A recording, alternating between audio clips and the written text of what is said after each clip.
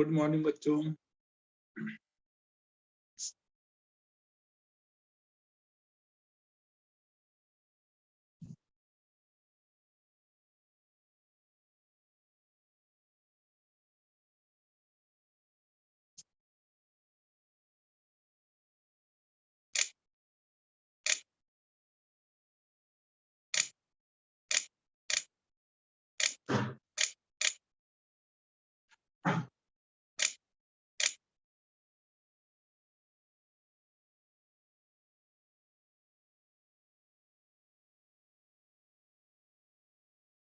अरे मेरा बर्थडे कहाँ से आ गया भाई।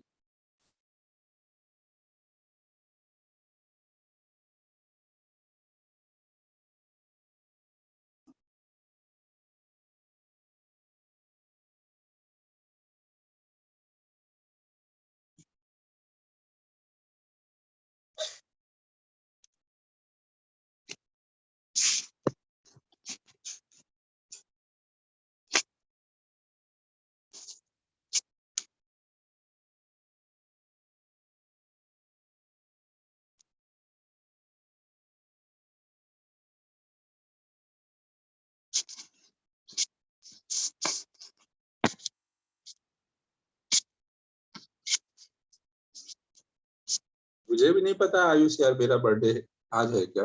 बच्चे ही बता रहे हैं कि आज बर्थडे है।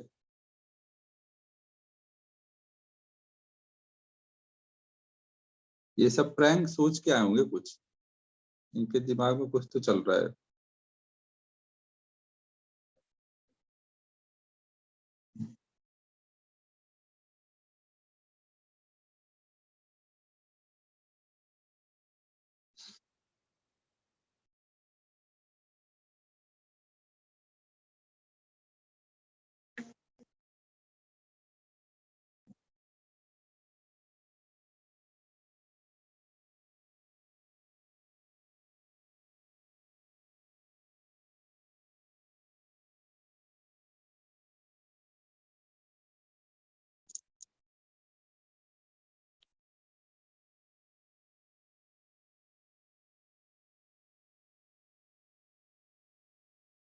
बर्थडे यार अभी आया नहीं है, तुम लोग ऐसे हैप्पी बर्थडे करने लग गए।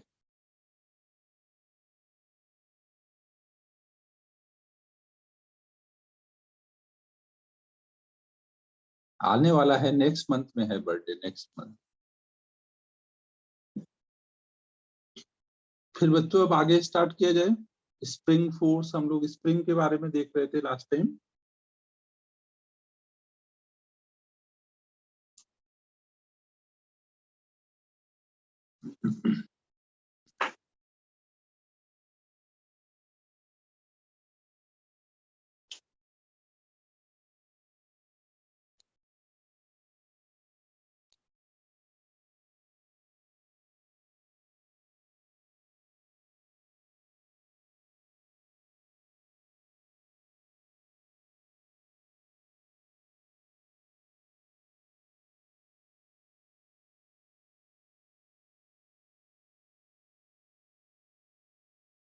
होमवर्क में डाउट्स हैं?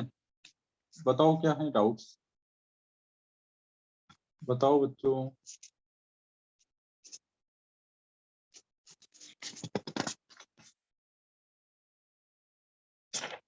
टेक्स्ट 4 का 4, इलस्ट्रेशन 16-17।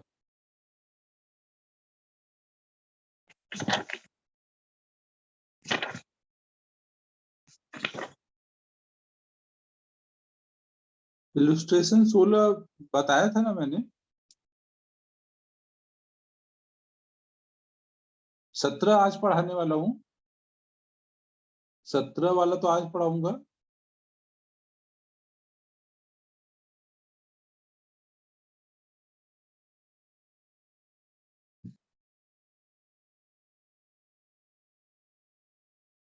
फोर्टीन और 18 दिया था। 16 कर सकते थे, 16 तो अभी हो सकता है।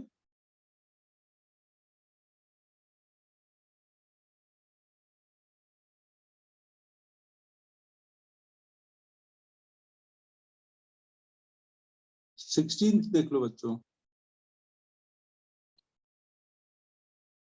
इलस्ट्रेशन 16 सबने ट्राई कर लिया है ना, मैंने दिया हुआ है ना ये 16।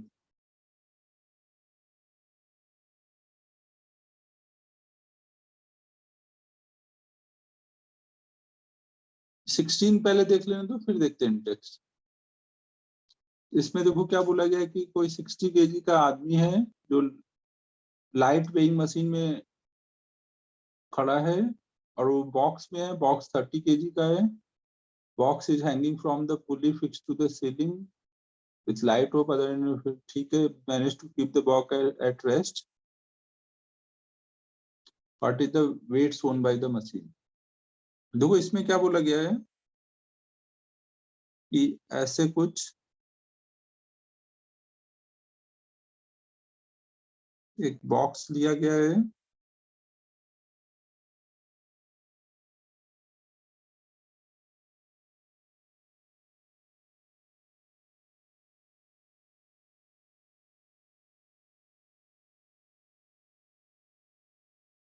ये ऐसे कुछ है।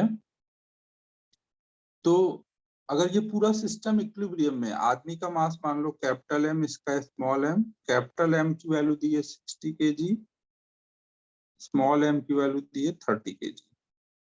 वेइंग मशीन यहाँ जो दिया हुआ है ये लाइट है ना, ये वेइंग मशीन लाइट है, स्ट्रिंग भी लाइट है ना। तो अगर ये सिस्टम इक्विलिब्रियम में है तो यहाँ पे वेइंग मशीन क्या रीडिंग दिखा रहा होगा वो हमें बताना है। तो पहले आप ये निकाल सकते हो क्या कि अगर ये सिस्टम इक्विलिब्रियम में है तो स्ट्रिंग में टेंशन कितना आया होगा। आदमी अगर एफ फोर्स से खींच रहा होगा तो स्ट्रिंग भी आदमी को एफ फोर्स से खींच रहा होगा। और अगर हम पूरे को सिस्टम पकड़ लें, इस पूरे को सिस्टम पकड़ लें तो पूरे सिस्टम पे ऊपर को कितना फोर्स है, यहाँ पे एफ और यहाँ पे एफ, टोटल ऊपर को 2F फोर्स है। और नीचे को वेट कितना है, नीचे केवल वेट ही एक्ट कर रहा होगा ना पूरे सिस्टम का। हाँ, सिद्धि लाइट को मासलेस कंसीडर करना है।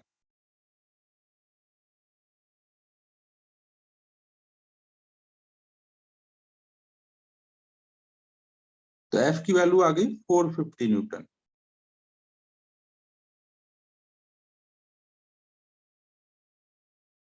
अब एफ आ गया तो अब आदमी के लिए एफ बी डी बनाओ। आदमी अगर अपनी जगह इक्विलिब्रियम में है तो आदमी पे क्या क्या फोर्सेस लग रहे होंगे। आदमी पे एक तो उसका वेट प्लस स्ट्रिंग को वो खींच रहा है और स्ट्रिंग उसको खींच रहा है ऊपर को, और वेइंग मशीन पे खड़ा है तो वेइंग मशीन से एक नॉर्मल लग रहा होगा ऊपर को। समझो ना, तो आपको ये जो वेइंग मशीन क्या मेजर करता है, नॉर्मल मेजर करता है ना, तो आपको ये एन की वैल्यू बतानी है। आदमी अपनी जगह इक्विलिब्रियम में है तो इस पे जो भी फोर्सेस लग रहे हैं, डाउनवर्ड फोर्स वो बराबर होने चाहिए अपवर्ड फोर्स। तो हम बोल सकते हैं एन प्लस एफ बराबर 60G। 60G मतलब इंटू 10 और कर दो तो एन की वैल्यू आ जाएगी इससे 150 न्यूटन। समझ आया क्या क्या बोल रहा हूँ।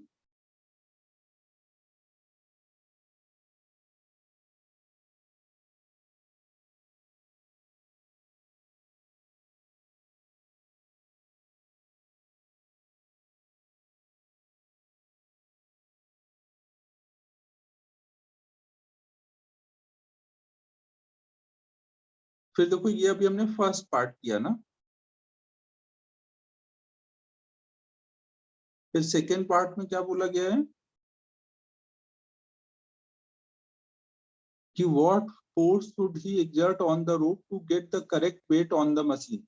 अब देखो अगर ये एन की वैल्यू अगर 60G के बराबर हो जाएगी, एन की वैल्यू अगर 60G के बराबर हो जाएगी तभी ना करेक्ट वेट आएगा। एन की वैल्यू क्या हो जानी चाहिए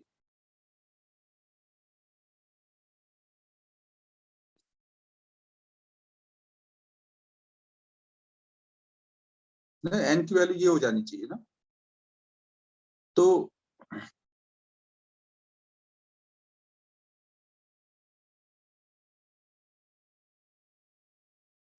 अब देखो अगर आप एन की वैल्यू चेंज करोगे तो क्या ये सिस्टम इक्विलिब्रियम में रहेगा? इक्विलिब्रियम में तो एन की वैल्यू ये होनी चाहिए थी, हमने देख लिया है। अगर आप इसको चेंज कर रहे हो तो सिस्टम इक्विलिब्रियम में नहीं रहेगा ना, फिर सिस्टम चलने लग जाएगा।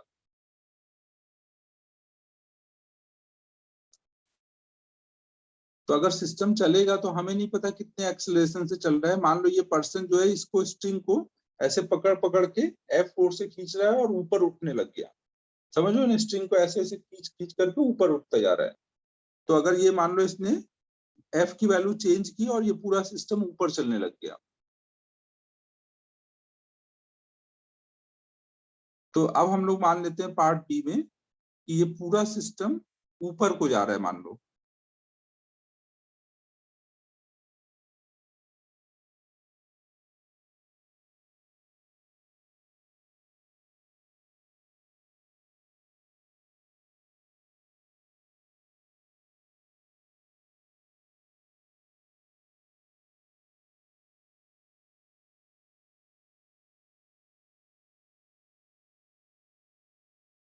नहीं, तो अब देखो यहाँ पे क्या है, मान लो आप पर्सन F फोर्स लगा रहा है तो इस पे भी ऊपर को F लग रहा है, यहाँ पे भी F लग रहा है, और ये पूरा सिस्टम इस बार किसी A एक्सेलरेशन से ऊपर को जा रहा है। पर्सन स्ट्रिंग को पकड़ के रखा नहीं रहेगा, इस बार ऐसे ऐसे पुल करता जा रहा होगा, समझो, तभी वो पूरा सिस्टम ऊपर उठ रहा होगा। बच्चों बात समझ आ रही है?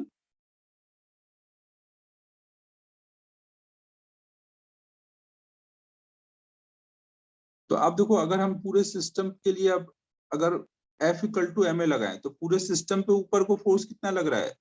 F 2F लग रहा है ना पूरे सिस्टम पे। ऊपर को 2F बाहर से फोर्स, और नीचे को M+M × G बराबर M+M × A।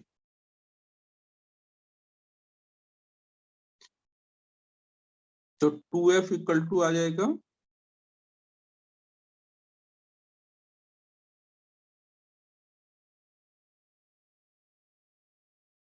M+M मतलब 30+60 ना, 60+30 90 × G+A। ए अभी हमें नहीं पता है ना, ये हमारी फर्स्ट इक्वेशन हो गई है।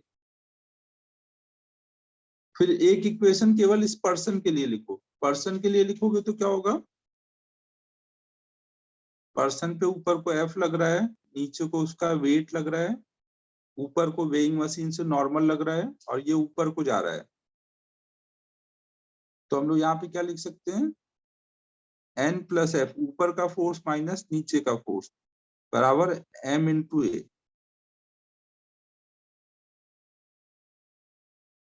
ठीक है, और N की वैल्यू अभी कितनी हो रखी है?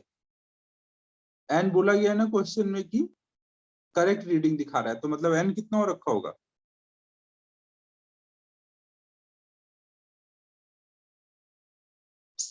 60G ना। तो ये N और ये N इक्वल है, मतलब F की वैल्यू अभी कितनी है? 60 है।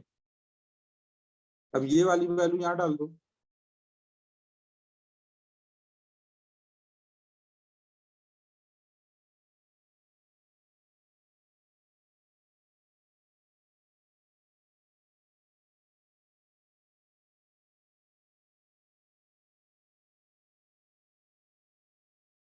तो A इक्वल टू आ जाएगा 3G। मतलब ऊपर को अगर हम लोग इतने एक्सेलरेशन से जाएंगे तो रीडिंग हमें वेइंग मशीन की सही मिलेगी। ए की वैल्यू अब अगर आप यहाँ डाल दोगे तो एफ की वैल्यू आ जाएगी, ये वाली यहाँ पे डाल दो, तो एफ कितना आ जा रहा है?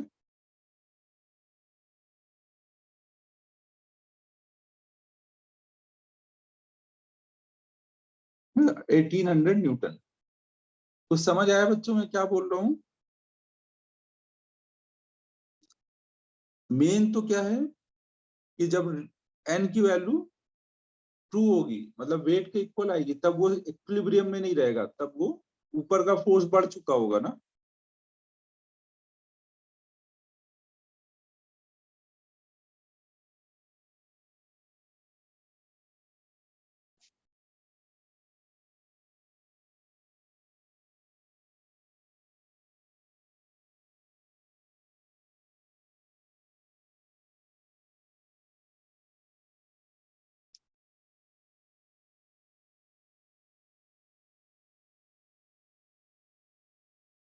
तो अब ये आराम से लिख लेना, पीडीएफ से डाउट ही था, इसको तुरंत लिखने की जरूरत नहीं है।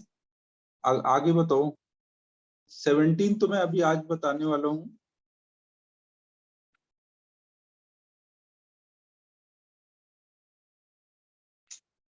इंटेक्स 4 का 4।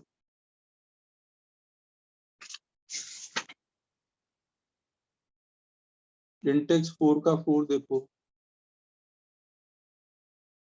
इलुस्ट्रेशन 18।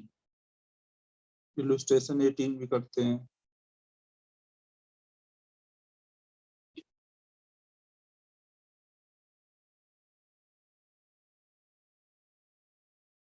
इलुस्ट्रेशन 18 देखो।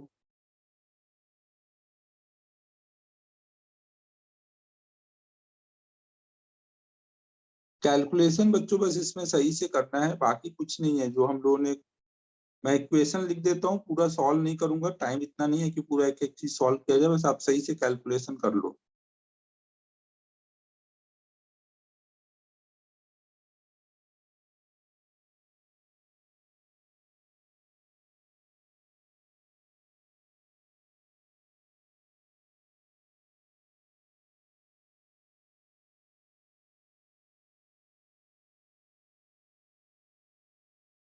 तो आपको ऐसे 3 ब्लॉक लगा करके दिए हुए हैं, यहाँ पे ये पुली मूव करेगी ना, स्ट्रिंग से कनेक्टेड है, ये फिक्स रहेगी।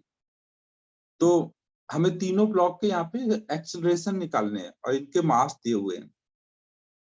तो अभी आपको देखो, जिधर समझ आए आप उधर मान लो कि कौन किधर चल रहा है। हमें नहीं पता कौन किधर चल रहा है, तो हम कुछ भी मान लेते हैं। मान लेते हैं कि ये वाला ऊपर जा रहा है, ये वाला नीचे जा रहा है, ये वाला नीचे जा रहा है। आपको अगर कुछ भी चेंज करना है तो आप कर लो, कोई दिक्कत नहीं है। जिसको जिधर समझ आए उधर डायरेक्शन मान लो, क्योंकि देख के आपको थोड़ी पता चल जाएगा कौन किधर जा रहा है। आप एक गेस ही करोगे ना मास को देखते हुए। हमें लग रहा है जैसे ये दोनों हैवी हैं, M2 और M3, तो उनको नीचे मान लिया, और M1 लाइट है तो उसको ऊपर मान लिया। कुछ समझ आ रहा है बच्चों? ये केवल हमने गेस किया ना, क्योंकि इसमें टेंशन का भी रोल रहेगा, टेंशन किस पे कितना लग रहा है उस हिसाब से ऊपर नीचे जाएंगे। अब अगर हम मान लेते हैं कि यहाँ पे टेंशन T है, तो ये पूरी स्ट्रिंग में टेंशन T आएगा। अगर इधर T है तो यहाँ कितना आ जाएगा? 2T। तो मतलब यहाँ पे 2T। तो अब हम तीनों के लिए इक्वेशन लिख देते हैं। इसके लिए इक्वेशन लिखेंगे, फर्स्ट वाले के लिए तो क्या लिखेंगे? फर्स्ट वाला हमने माना है कि ऊपर जा रहा है। अगर ऊपर जा रहा है मतलब T बड़ा है और उसका वेट कम है ना, M1G कम है, तो हम क्या लिखेंगे? T minus M1G equal to M1 A1। सही है बच्चों? पहली इक्वेशन में किसी को कोई दिक्कत नहीं है?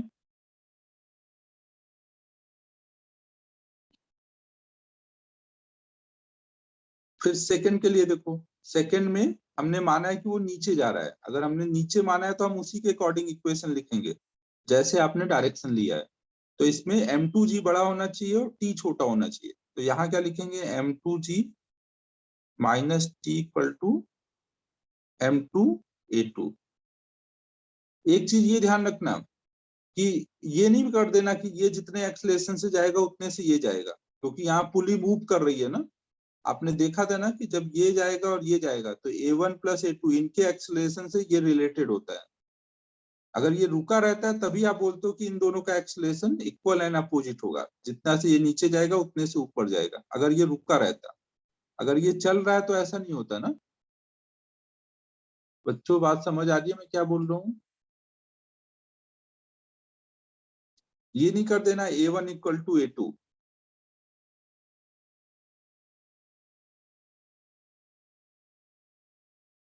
फिर थर्ड के लिए देखो, थर्ड में नीचे को M3G लग रहा है और हमने माना है कि ये नीचे जा रहा है ना, तो वेट ज्यादा होगा, 2T कम होगा। तो M3G minus 2T equal to M3A3। हमारे पास अननोन कितने हैं? A1, A2, A3 और T। 4 अननोन है ना, 3 इक्वेशन हो गई है। चौथी इक्वेशन अब हम लोग कंस्ट्रेंट रिलेशन से लिख देंगे। कंस्टेंट से लिखेंगे तो क्या हो जाएगा, पहला इसके लिए लिखोगे तो माइनस, ये देखो टी और ए1 एक ही डायरेक्शन में है ना, ये दिख रहा है बच्चों, टी और ए1 एक ही डायरेक्शन में है, तो हम लोग यहाँ पे क्या लिख देंगे, टी इंटू ए1 प्लस में, सेकंड के लिए देखोगे तो ए2 नीचे टी ऊपर है, तो उसके लिए क्या आएगा, माइनस टी ए2 आएगा। थर्ड के लिए भी टी ऊपर है और ए उसका नीचे है,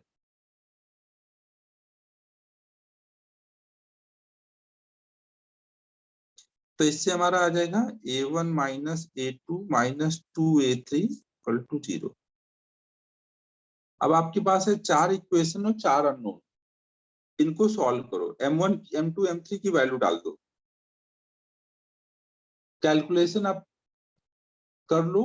अगर किसी की वैल्यू माइनस आई मतलब उसको फिर से नहीं सॉल्व करना है, अगर मान लो a2 माइनस आया तो मतलब a2 ऊपर को होगा, अगर a1 माइनस आया तो वो नीचे को होगा, जो भी माइनस आएगा बस डायरेक्शन चेंज कर दोगे।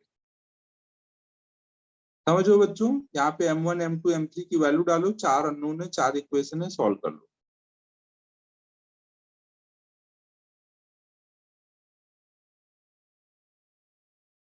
ठीक है, इलस्ट्रेशन 18 हो जाएगा, आगे चलें।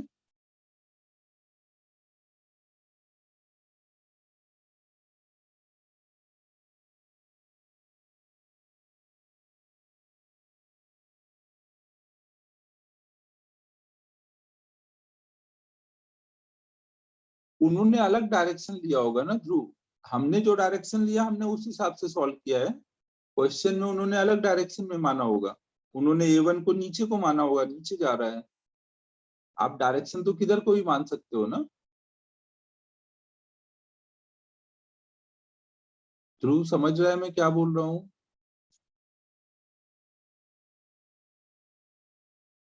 होगा, एचसी वर्मा में भी होगा यार, इतना याद नहीं है मुझे, ध्रुव वो डायरेक्ट मैसेज मत कर। ठीक है, आगे चलें। आप बुक में कैसे सॉल्व किया उससे परेशान नहीं होना, क्योंकि इसमें डायरेक्शन का रहता है, कौन किधर डायरेक्शन लेगा उसके हिसाब से इक्वेशन आएगी। लास्ट आंसर देखो बस, लास्ट में आपका आंसर मैच हो रहा है कि नहीं। फिर इन टेक्स्ट का 4 था ना,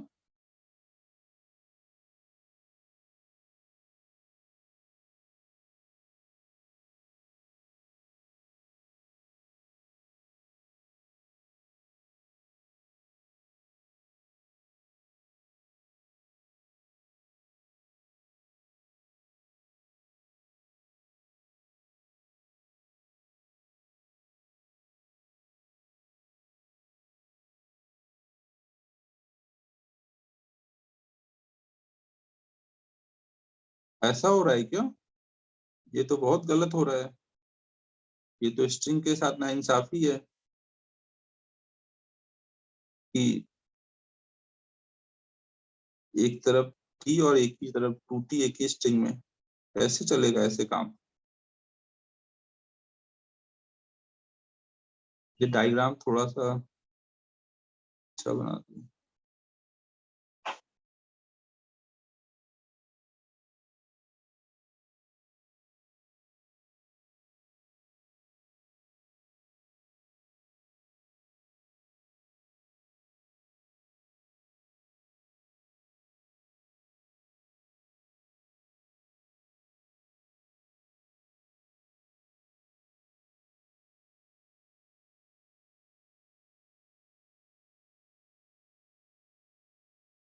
तो अब देखो बच्चों, यहाँ पे क्या है, ये वाली स्ट्रिंग देखो यहाँ से शुरू हो रही है, यहाँ से शुरू हो रही है ये स्ट्रिंग, और ऐसे घूम करके जा करके यहाँ पे आ रही है, पूरी ये सेम स्ट्रिंग है ना यहाँ तक। अब अगर कोई ने बोला कि भाई यहाँ टेंशन टी है, तो यहाँ पे भी टी होगा, दोनों साइड टी टी, तो यहाँ कितना होना चाहिए, टू टी, और जबकि इधर से आप देख रहे हो कि इधर टी होना चाहिए, तो इसका मतलब टी और टू टी दोनों क्या होने चाहिए, टी और टू टी दोनों क्या होने चाहिए, एक ही स्ट्रिंग है तो इक्वल होने चाहिए ना। तो ये मैथ आउट ऑफ टाइम अब लगाना पड़ेगा, T equal to two T कब हो सकता है, जब टी इक्वल टू 0 होगा, मतलब यहाँ स्ट्रिंग में टेंशन ही नहीं आ पाएगा, स्ट्रिंग स्लैग पड़ जाएगी। ये जो अरेंजमेंट दिया है पुली का, इस पुली के अरेंजमेंट में एक मिनट रुकना बच्चों।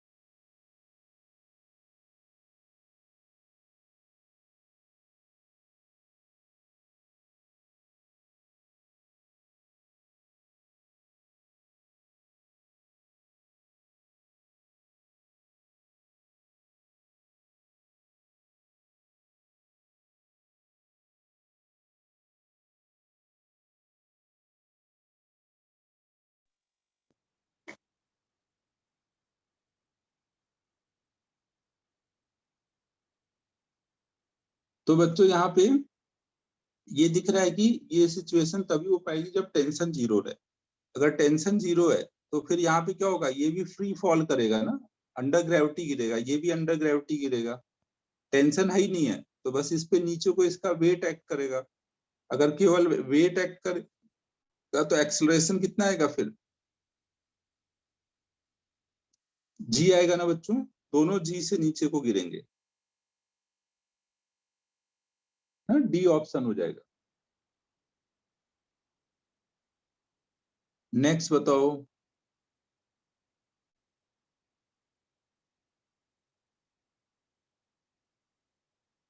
कल्पेश क्या कर रहा है तू?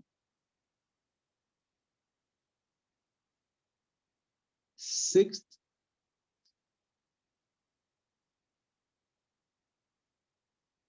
फिफ्थ, फिफ्थ देखो।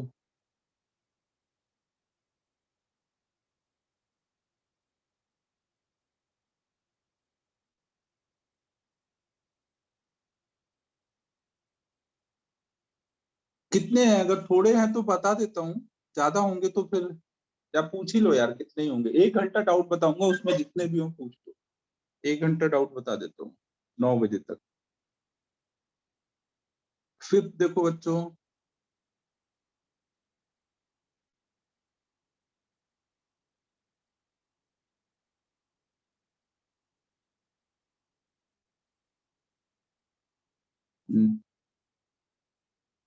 क्रेज कट नहीं करना है भाई, कट नहीं करना क्योंकि टी जीरो भी हो सकता है ना।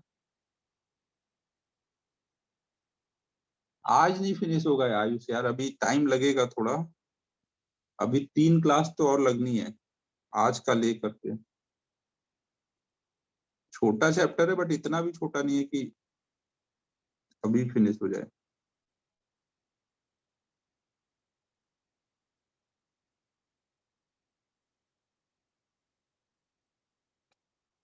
हाँ यार, ऑफलाइन का डेट बताना है लेकिन डिस्कशन ही नहीं हो पाया। बीजीएम सर को बोला था डिस्कस करने को, उसको टाइम नहीं मिला डिस्कस करने का। अब देखता हूँ आज करते हैं डिस्कस। तो अब देखो यहाँ पे क्या है,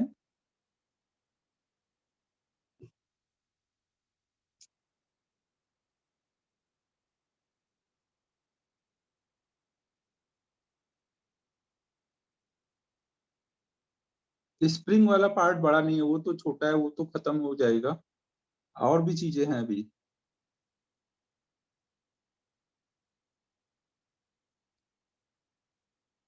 तो अब देखो बच्चों यहाँ पे इन दोनों के एक्सेलरेशन निकालने हैं। तो हम लोग क्या करेंगे, अबे आयुष कोर्स खत्म करके थोड़ा टाइम भी देना है तुम लोगों को, इसलिए छुट्टी दी गई है, वीकेंड वगैरह नहीं। तो अब देखो यहाँ पे क्या होगा, हम लोग मान लेते हैं कि ये नीचे को A1 एक्सेलरेशन से जा रहा है और ये इधर को A2 एक्सेलरेशन से जा रहा है। स्ट्रिंग में टेंशन मान लो T है, तो ये पूरे में T आएगा, यहाँ T, यहाँ T, नहीं ये पूरी स्ट्रिंग सेम है ना, तो यहाँ पे 2T। अब इक्वेशन लिख दो, इसमें इधर को कितना फोर्स लगता है, mg sin थीटा। ये याद है ना सभी को, इस डायरेक्शन में mg sin थीटा लगता है।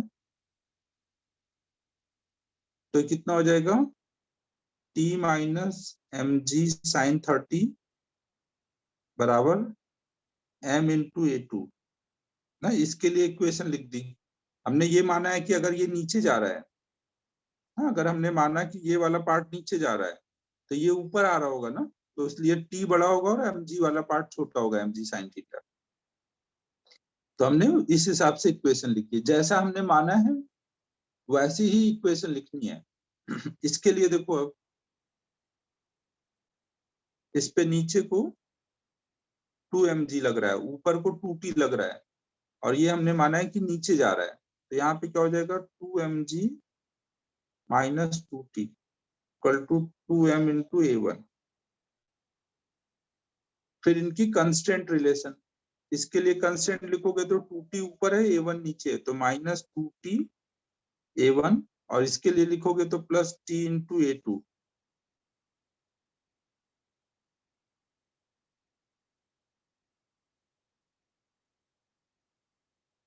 एग्जाम बताया तो बच्चों की यार ऑनलाइन ही है अभी मेजर टेस्ट, तो लोग को टाइम पास करना रहता है तो एक ही बार 4 बार पूछते हो। बता चुका हूँ कितनी बार कि इस बार का एमटी ऑनलाइन ही है।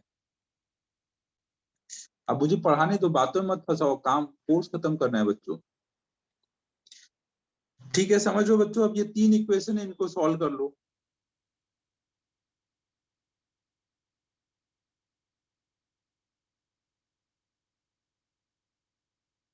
ये सब देखो, ये अब श्रावणी ने बीच में दिवाली की छुट्टी कितने दिन है, अभी कोई इन सब का मतलब नहीं है, इनको बस टाइम पास करना है, कोर्स खत्म करना है, अभी मुझे कोई बात नहीं करनी है।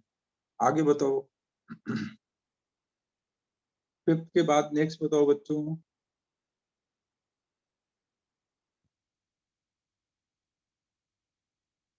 सॉल्विंग कर लेना ना। Seventh,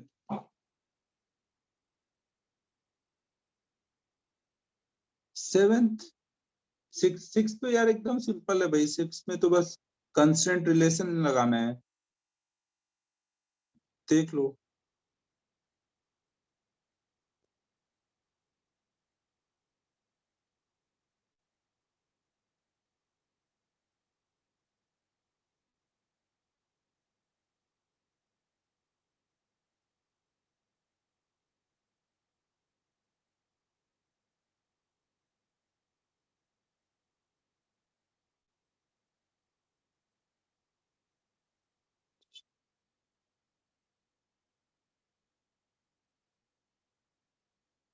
A B C D ऐसे दिया हुआ है, इसको पुली को पी और क्यू नाम दिया गया है।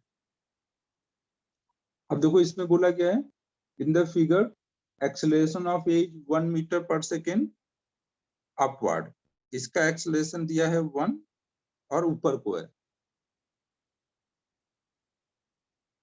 हाँ, ऐसा हो सकता है ना, स्ट्रिंग में सिचुएशन ऐसी बन सकती है कि टेंशन ही नहीं आ पाए।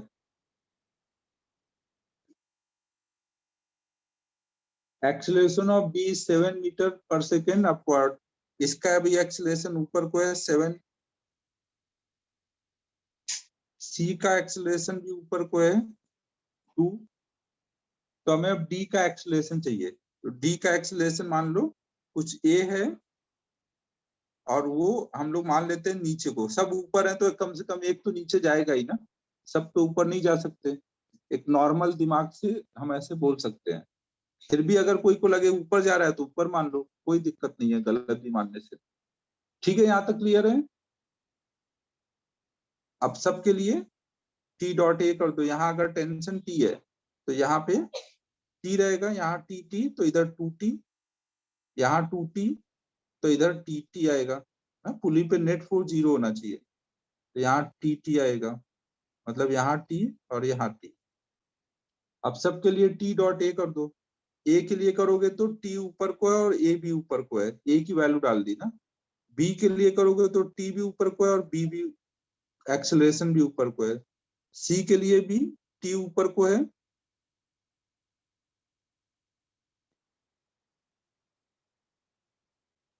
यहाँ पे एक्सेलरेशन 2 है और ये टेंशन टी है, तो टी इंटू 2, और डी के लिए टी और ए नीचे को है, तो ए की वैल्यू आ जाएगी 10, और ए प्लस में आ रहा है, मतलब हमने सही माना है, 10 मीटर पर सेकेंड स्क्वायर डाउनवर्ड। समझ आया बच्चों सभी को।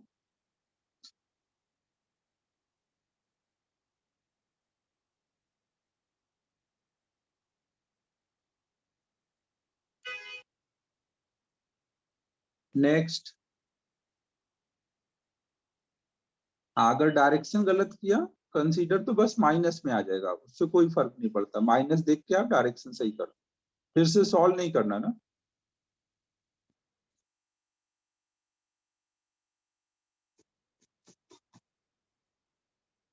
कंप्लीट हो गया, आगे चलें।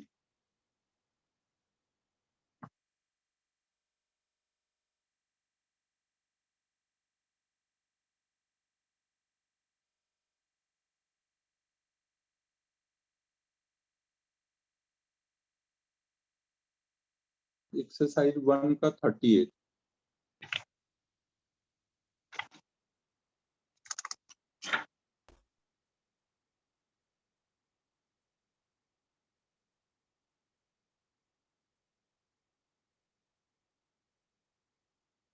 थर्टी एट वाले टाइप के क्वेश्चन आज कराने वाला हूँ ना, स्प्रिंग के क्वेश्चन ये सब आज कराऊंगा ऐसे वाले। और बताओ 56, 55, 55 देख लो।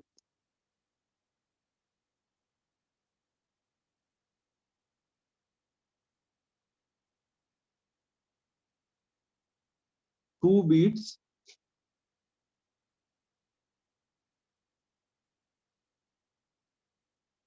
हाँ, अगर ए और टी एक ही डायरेक्शन में है तो पॉजिटिव होगा, मास से कोई मतलब नहीं है ना, डॉट प्रोडक्ट कर रहे हैं, T dot A.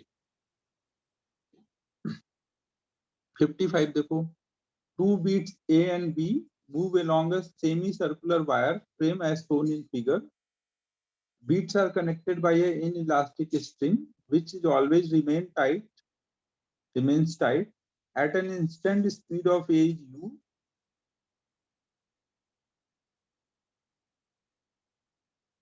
BAC is 45 degree.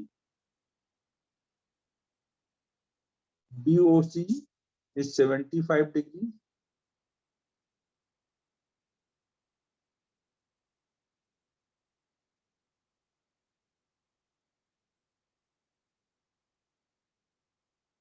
इसमें तो देखो क्या ही हुआ है, बस स्ट्रिंग के लेंथ के लॉन्ग आपको वेलोसिटी इक्वल कर देनी है।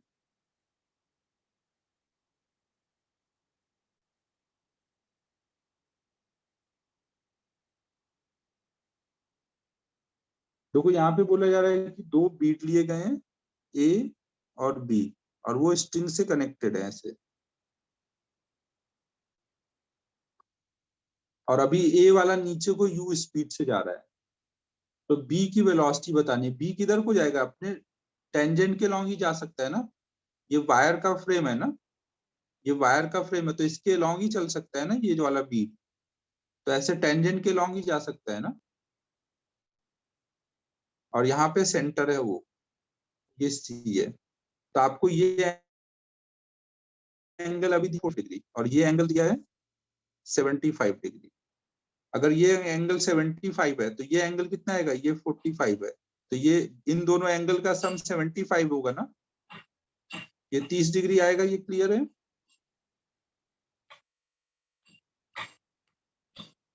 बच्चों, ये पॉइंट क्लियर है, एंगल ये 30 डिग्री होगा।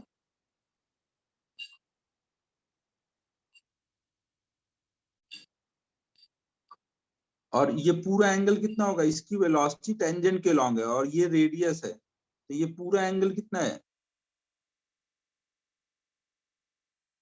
रेडियस और टेंजेंट में कितना एंगल बनता है 90 डिग्री, और इतना 30 है, तो इसका मतलब ये एंगल कितना हो जाएगा 60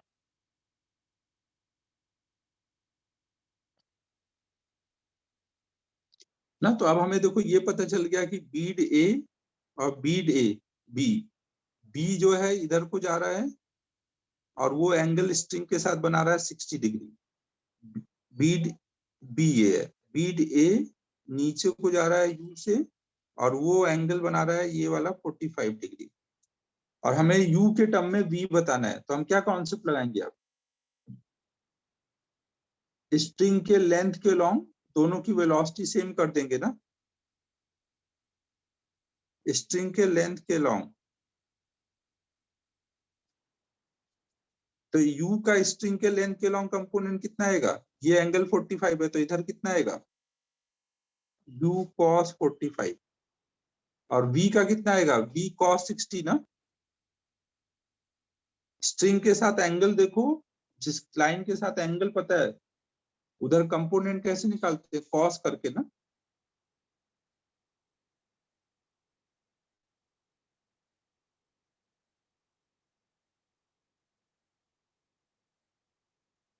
ठीक है, ये आ जाएगा √2u। 55 समझ आया बच्चों।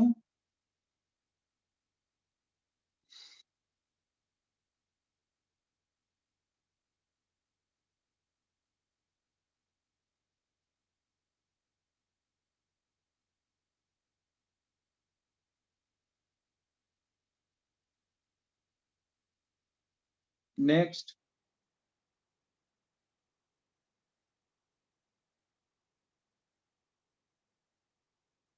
Fifty six.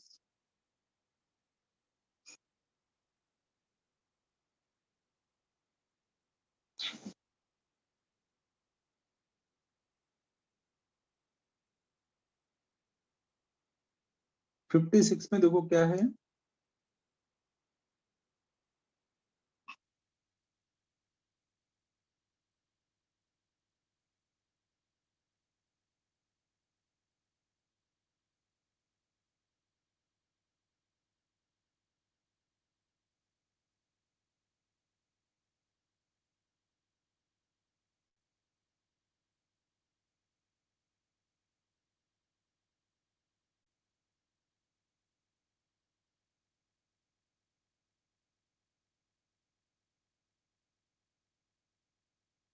देखो। हाँ क्रिस, लेकिन मैं 1 घंटा आज बोला ना, 1 घंटे डाउट बता देता हूँ, उसमें जितना हो पाए उतना करा दे रहा हूँ। तो देखो 56 में क्या है, कुछ आज पूछ लो, कल कुछ कल करा दूंगा।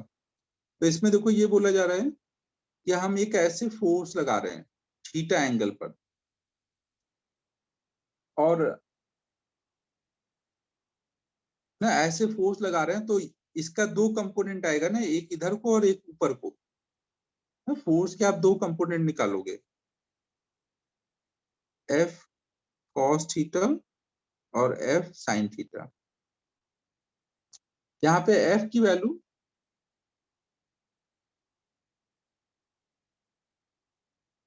ब्रेकिंग ऑफ प्लेन, मतलब प्लेन तोड़ देगा, खींच खींच के प्लेन ही तोड़ दिया। अबे ब्रेकिंग ऑफ मतलब प्लेन को छोड़ देगा, प्लेन से ऊपर उठ जाएगा। ये सब भारी इंग्लिश है यार, तुम यार कैम्ब्रिज में पढ़ो लेकिन ये हालत है, नाम ही कैम्ब्रिज है केवल।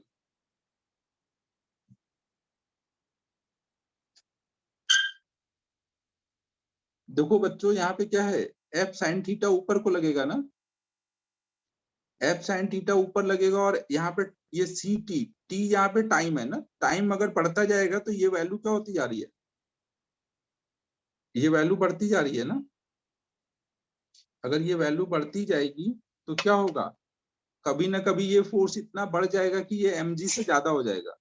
अगर mg से ज्यादा हो जाएगा तो ये क्या होगा, इस प्लेन को छोड़ देगा, ऊपर उठ जाएगा। जैसे इस प्लेन को छोड़ेगा उसी को हम बोलेंगे ब्रेकिंग ऑफ द प्लेन। कुछ समझ आ रहा है।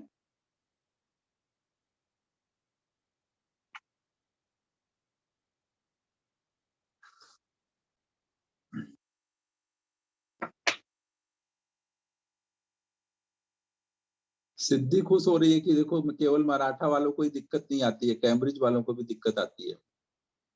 बट ये सब मैसेज सिद्धि तुम डायरेक्ट मत करो,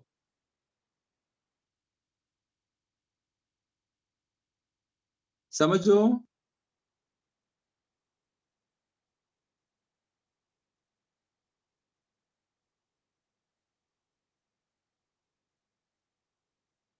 तेजस किस में था तू?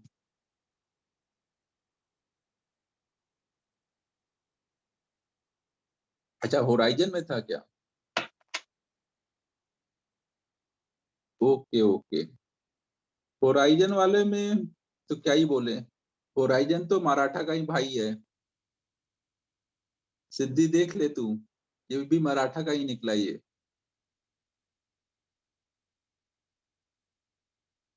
तो तू खुश मत हो ज्यादा।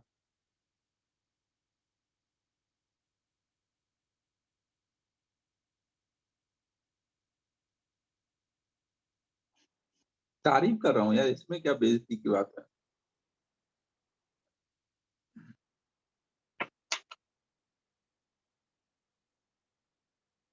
इंग्लिश में जिसकी में खुद की इंग्लिश खराब हो, दूसरे की बेइज्जती कैसे करेगा?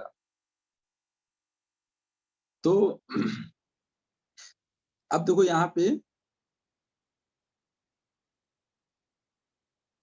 अब क्रिस तुम ये एलओएम का मतलब निकालो, तुम ये फालतू की चीजों का मतलब मत निकालो, ये अलग ही दुनिया में चल रहा है। सिद्धि को तूने देखा नहीं है ढंग से, अभी लग रहा है पीट पीट के हालत खराब कर देगी। हवा हवाई है और कुछ भी बोल रहा है।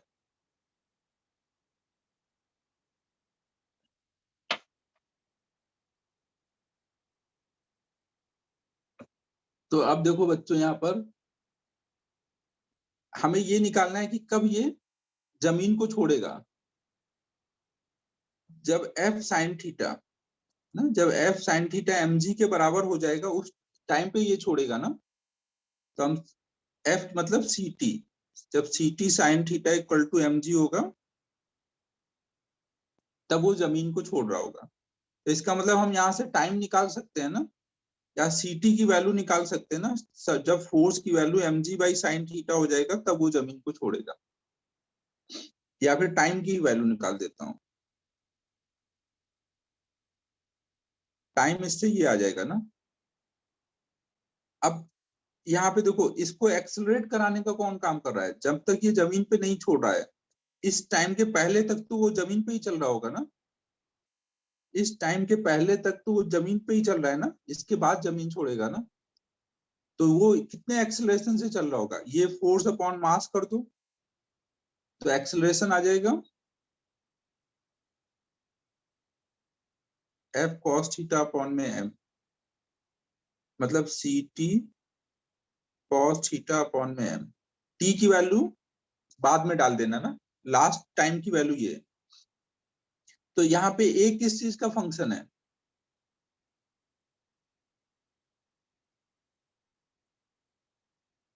बच्चों यहाँ ए किस चीज का फंक्शन है? टी का फंक्शन है ना। और आपसे पूछा जाए कि वेलोसिटी निकालो जब टाइम इतना हो जाएगा, इतने टाइम बाद की वेलोसिटी निकालो, तो आप क्या करोगे?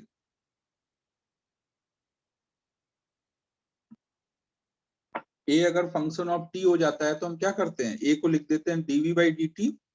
डी टी एक साइड ले जाएंगे, इंटीग्रेट करेंगे, और टी की लिमिट 0 से लेकर यहां तक। समझो बच्चों, पहले टी के टर्म में याद सॉल्व कर लेना, क्योंकि डिस्प्लेसमेंट भी निकालना है। v आ जाएगा जब t के टर्म में, तो v को dx बाई dt लिखना और एक बार और इंटीग्रेट कर देना, हो जाएगा अभी बच्चों। t की लिमिट दी है, a दिया है फंक्शन ऑफ टाइम, v और x निकालना है। a से पहले v निकाल लो, फिर v को dx बाई dt लिख करके x निकाल लो, लिमिट पता है हमें।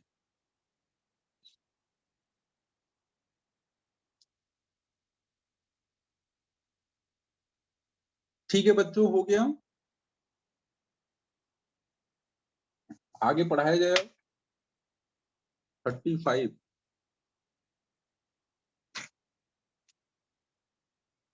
35 देखो, 57 भी है।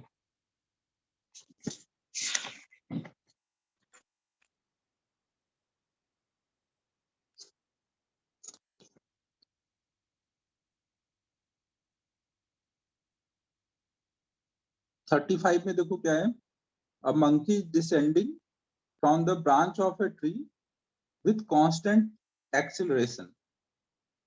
If the breaking strength of the branch is 75% of the weight of the monkey, minimum acceleration with which monkey can slide down without breaking the branch. ना ब्रांच मतलब कोई ट्री में कोई,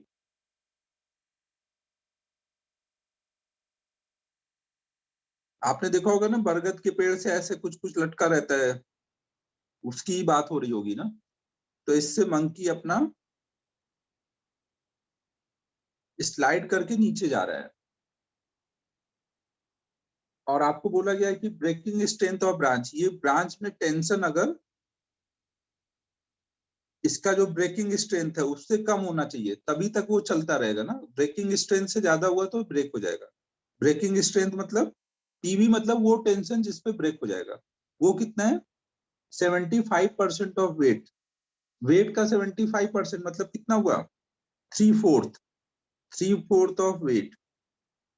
समझ आ रहा है? टेंशन की मैक्सिमम वैल्यू कितनी हो सकती है? T/4 mg। तो पूछा जा रहा है कि वो नीचे कितने एक्सेलरेशन से जा सकता है।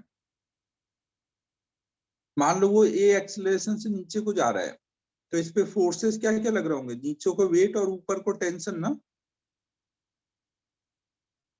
समझ आ रहा है? मंकी अगर नीचे को जा रहा है, नीचे को वेट लग रहा होगा, ऊपर को टेंशन लग रहा होगा, तो इक्वेशन क्या लिखोगे? mg minus T equal to M into A. ऐसे ही लिखेंगे ना।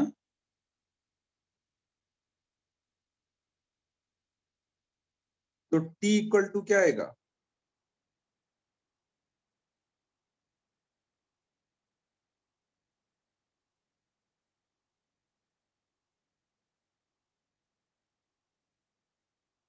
अब a की वैल्यू अगर मैं कम करूंगा, अगर मैं a की वैल्यू कम करूंगा तो ये क्या हो जाएगा? t बढ़ेगा कम होगा?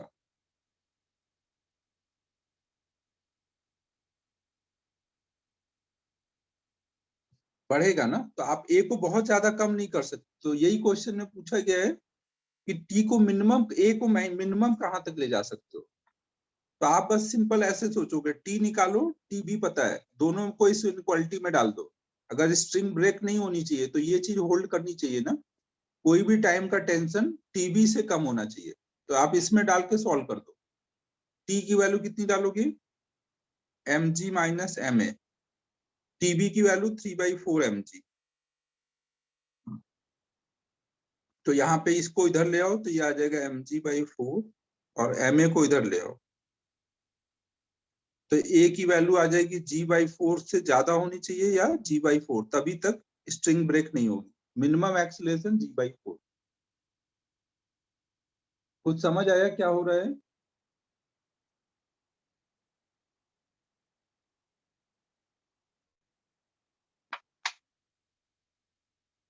ऐसे ब्रेक वाले क्वेश्चन में क्या किया करो, ऐसे इनक्वालिटी लिख दिया करो, फिर टी निकालो टी भी निकालो, दोनों डाल दो तो जो भी पूछा होगा वो आ जाएगा इनक्वालिटी के साथ में। क्रेस कुछ समझा? तूने ही डाउट पूछा था, तू शांत बैठा है, मतलब समझा नहीं है तुझे।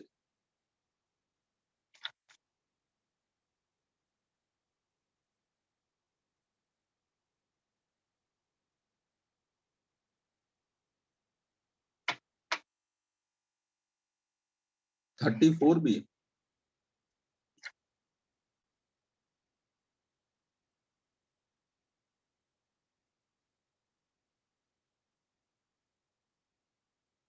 देखो आपको ये बोला गया है कि 34 में कुछ आपको ग्राफ दिए हुए हैं और आपको पूछा गया है कि किस सिचुएशन में वेलोसिटी में चेंज मैक्सिमम होगा।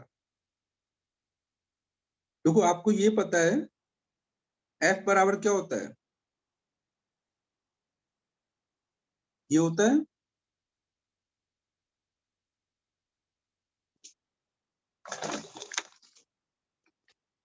ये क्लियर है बच्चों? ये होता है। तो dp इक्वल टू हम क्या लिख सकते हैं? एफ डी टी लिख सकते हैं। अगर हम दोनों साइड इंटीग्रेट करें इनिशियल मोमेंटम से फाइनल मोमेंटम तक, तो इधर क्या आ जाएगा? Final momentum minus initial momentum, जिसको हम लिख सकते हैं m into final v minus initial v। और इधर क्या है? Integral F D T. आपको वेलोसिटी में चेंज चाहिए, इसको बोलोगे ना चेंज इन वेलोसिटी।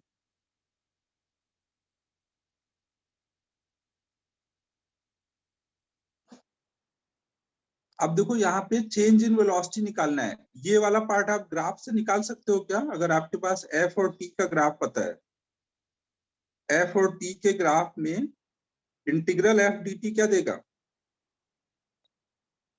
एफ और टी के ग्राफ में इंटीग्रल एफ डी टी क्या देगा बच्चों?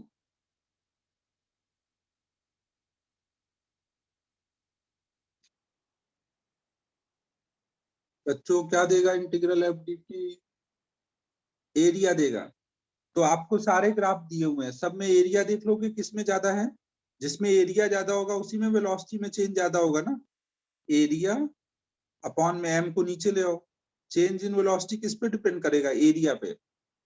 एरिया निकालना आता है, ट्रायंगल का एरिया, रेक्टेंगल का एरिया निकालो और चेक कर लो।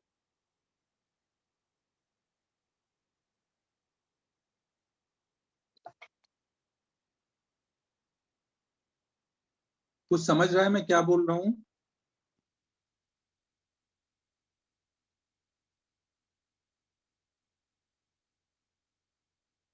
आगे बताओ।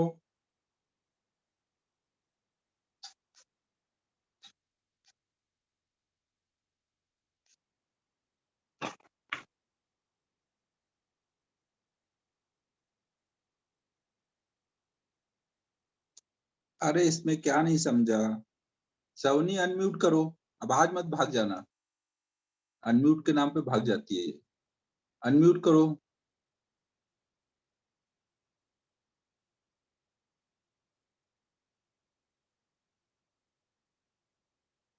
हेलो।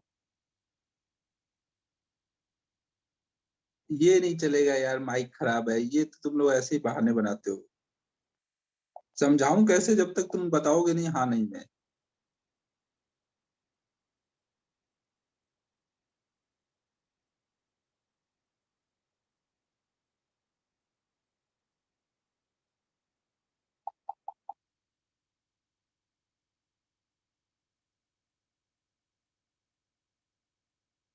श्रावणी है या चली गई? श्रावणी है या चली गई? चली गई है क्या?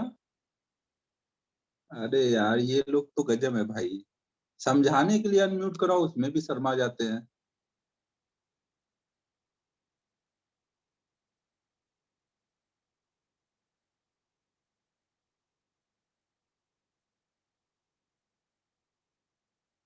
बच्चे शर्माते बहुत है, इनको लगता है कि बेइज्जती करने के लिए बोल रहा हूँ माइक अनम्यूट करो। और किसी को नहीं समझ आया है तो बताओ भाई।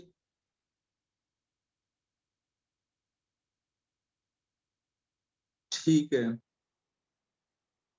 अब श्रावणी के मजे लेने पड़ेंगे, अब श्रावणी ने 2 बार ऐसा कर दिया है। श्रावणी बहुत मजे लेती है सबके, अब उसके मजे लेने पड़ेंगे।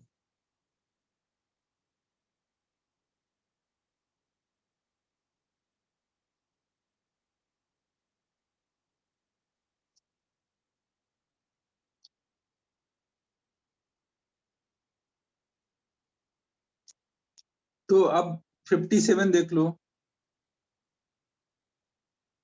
यार 9 बज गए हैं, 57 यार ऐसे ही करना है। दोनों के लिए मान लो कुछ कुछ एक्सलेशन है A1 A2, इक्वेशन लिखो सॉल्व करो। इतने तो आज कर लिए इस टाइप के क्वेश्चन।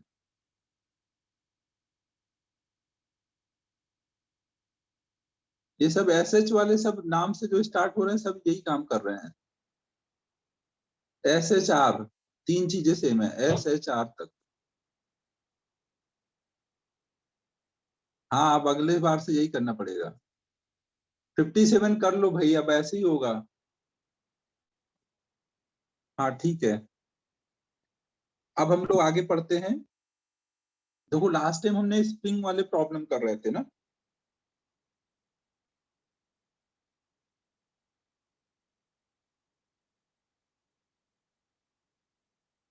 श्रेष्ठ में आगे का पूरा नाम श्रेष्ठ हो गया है ना।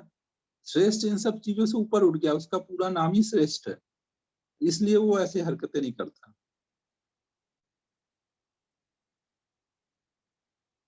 तो अब देखो बच्चों यहाँ पे हम लोग देख रहे हैं।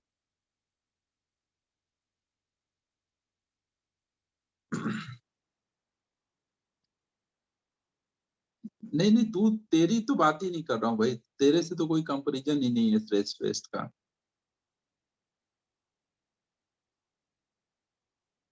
श्रेयस तो इतना होनहार बच्चा है।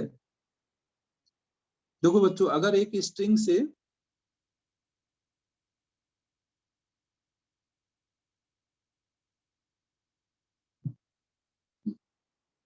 देखो बच्चों अगर हम एक स्ट्रिंग से एक ऐसे मास को सस्पेंड करें तो अभी इसमें कितना टेंशन होगा। कुछ mg होगा। वेरी गुड से सब हम लोग आगे समझते हैं। अब देखो, अगर मान लो आपने इसके नीचे हाथ लगाया और इसको हल्का सा ऊपर उठाओगे तो टेंशन क्या होगा ना। ब्लॉक के नीचे हाथ लगाओ और हल्का सा ऊपर उठाओ तो तुरंत टेंशन क्या हो जाएगा, जीरो हो जाएगा ना, तुरंत टेंशन जीरो हो जाएगा। स्ट्रिंग में जैसे ही आप हल्का सा भी कुछ चेंज करने जाओगे तो टेंशन चेंज होता है, तुरंत स्ट्रिंग रिएक्ट करती है ना, स्ट्रिंग तुरंत रिएक्ट करती है। लेकिन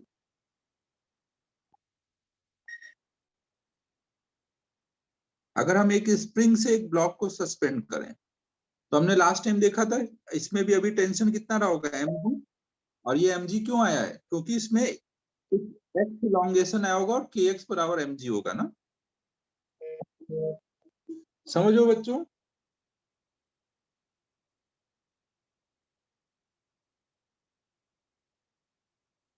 अब देखो, अगर मैं इसके नीचे हैंड लगाऊं और इसको सोचूं कि तुरंत टेंशन जीरो कर दूं तो तुरंत हो पाएगा। जब तक ये एक्स पूरा खत्म नहीं होगा तब तक टेंशन जीरो होगा ना। तो आपको टाइम लगेगा, धीमे धीमे पूरा ऊपर ले जाओगे तो धीमे धीमे टेंशन चेंज होता जाएगा। बट यहाँ पे टेंशन को चेंज करने में क्या मुझे टाइम लगा, स्ट्रिंग में टेंशन चेंज करने में टाइम लगा नहीं लगा। तो हम क्या बोलते हैं कि स्ट्रिंग जो होती है वो बहुत रिएक्टिव होती है, बहुत ही एक्टिव है। मतलब कुछ भी जरूरत पड़ेगी तो तुरंत अपना टेंशन चेंज कर लेगी। और स्प्रिंग को बोलेंगे कि स्प्रिंग लेजी है, नहीं, इसको टाइम लगता है अपना टेंशन चेंज करने में, आराम आराम से चेंज करेगी। समझो बच्चों। Tension of string can be change instantly, जबकि tension of spring will take some time to change. तो ये हमें अब याद रखना है ना, कभी भी स्प्रिंग का टेंशन हम इंस्टेंटली चेंज नहीं कराएंगे ना, उसको टाइम लगेगा। तो ये पॉइंट यहाँ पे नोट करो।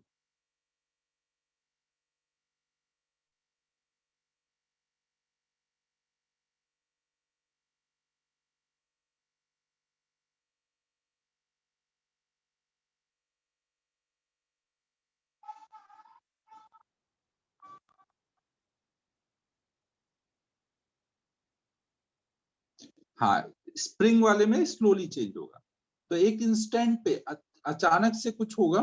ठीक है, अभी देखते हैं वो। फिर यहाँ पे देखो क्या है,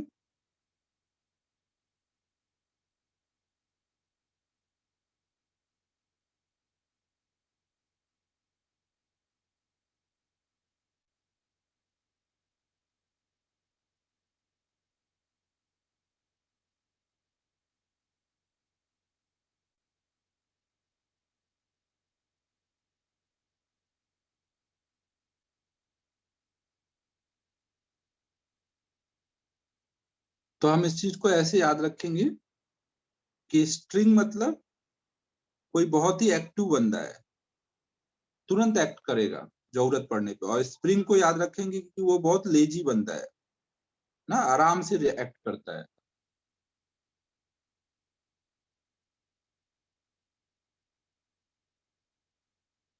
सानिध्य टेंशन जो होता है वो स्प्रिंग में के एक्स आएगा, प्लस माइनस डायरेक्शन बताता है ना, आप किधर को कर रहे हो उस हिसाब से। माइनस करके मत सोचो ऐसे। स्प्रिंग में अगर एक्स चेंज हुआ है लेंथ में तो के एक्स वहां पे उसमें टेंशन आ जाएगा। और वो डिपेंड करेगा कि लेंथ कम हुई है ज्यादा, उस हिसाब से डायरेक्शन बताएगा। माइनस करके मत सोचो।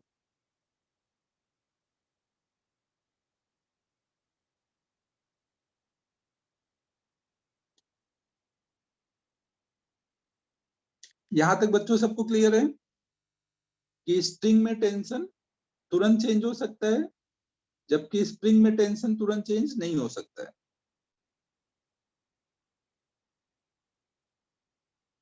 अब जैसे एक प्रॉब्लम करते हैं, नोट कर लो जल्दी।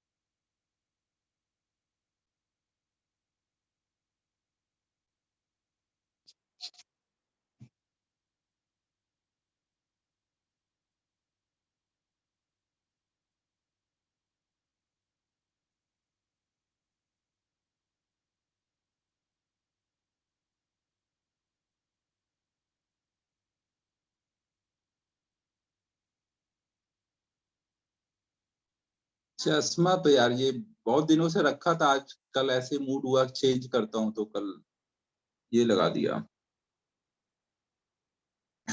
तो अब देखो बच्चों यहाँ पे सपोज एक स्ट्रिंग है, एक लॉक लगा है, एक स्प्रिंग है,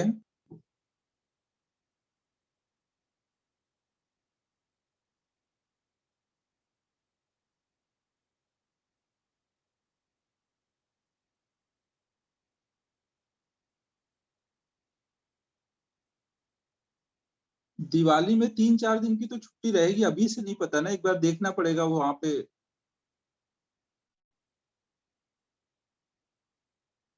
अबे होम कुछ भी रिलेट कर देते हो।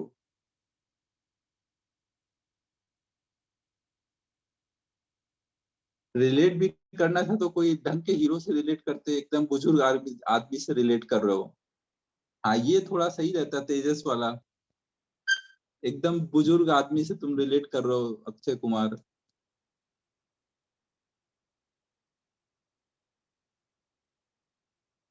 तो अब देखो बच्चों यहाँ पर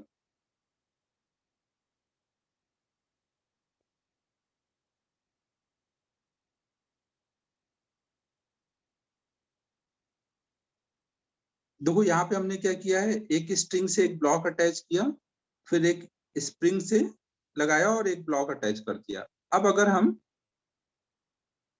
अचानक से इस स्प्रिंग को कट कर दें, ऑल ऑफ सडन अगर हम स्प्रिंग को कट कर दें, तो हमें बताना है दोनों ब्लॉक के क्या क्या एक्सेलरेशन होंगे। ये मान लो ब्लॉक ए है, ये ब्लॉक बी है, शुरू में अभी सब कुछ इक्विलिब्रियम में है।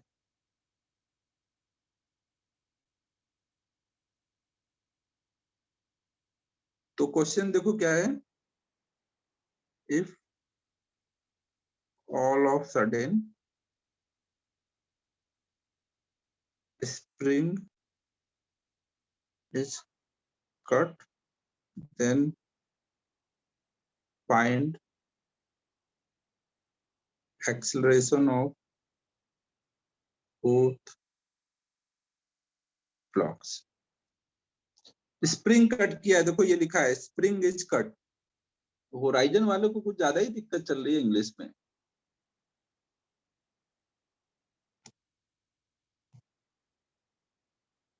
भाई तेजस क्या कर रहे हो तुम?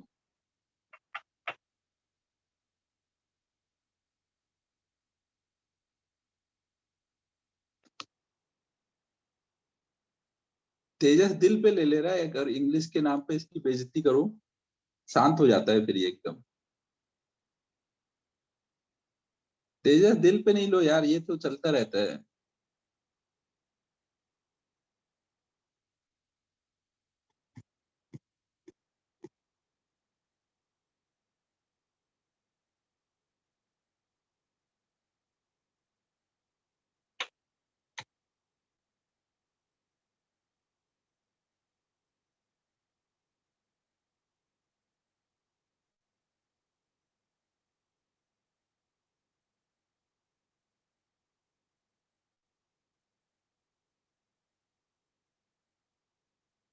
एक चीज ये ध्यान रखना, जिसको भी आप कट करोगे वो तुरंत खत्म हो जाएगा ना, उसका टेंशन तुरंत।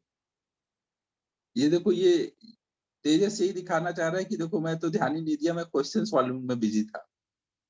ये सब पढ़ तो सब रहा होगा लेकिन बस इग्नोर कर रहा है अभी।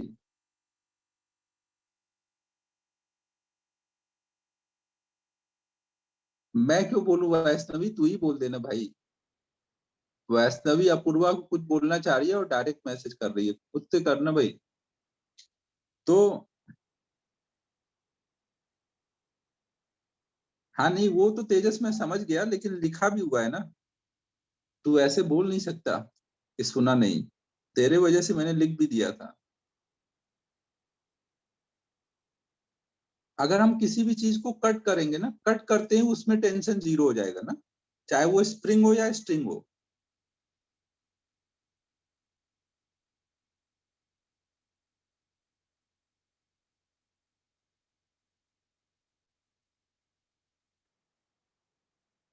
थिंग मतलब स्ट्रिंग या स्प्रिंग की बात हो रही है।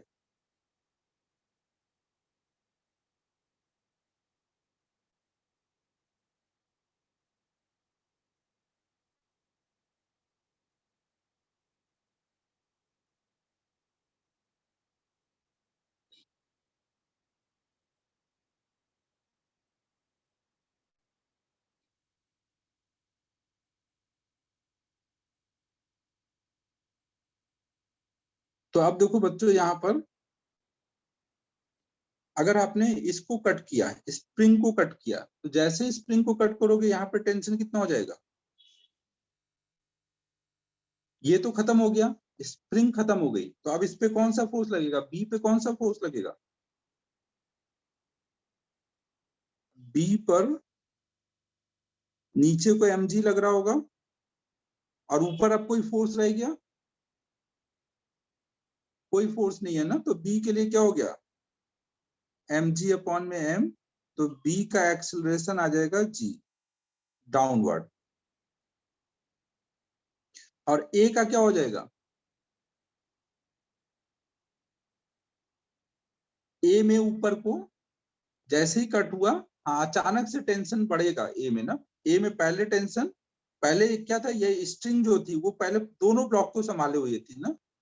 पहले स्ट्रिंग का टेंशन कितना था? पूरे को संभाला हुआ था, नीचे का सारा वेट 2 mg, और जैसे कट हुआ आप केवल क्या हो जाएगा? mg हो जाएगा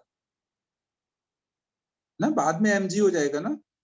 नीचे का कट हो गया तो अब क्या रहेगा? ऐसे रह जाएगा।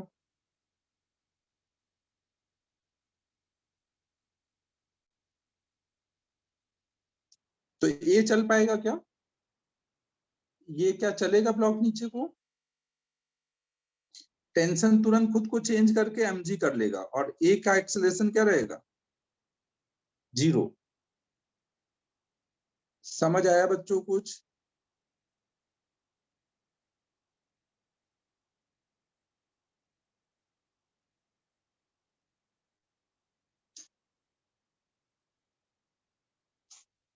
नोट हो गया है ये?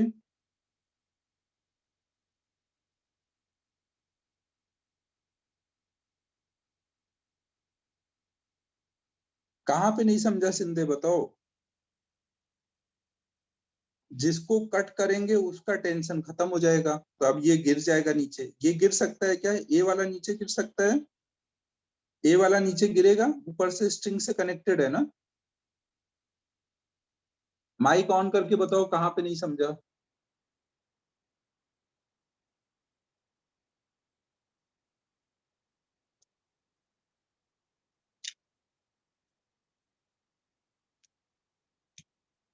अरे यार, जिनका माइक खराब है उनको डाउट पूछने का हक नहीं है।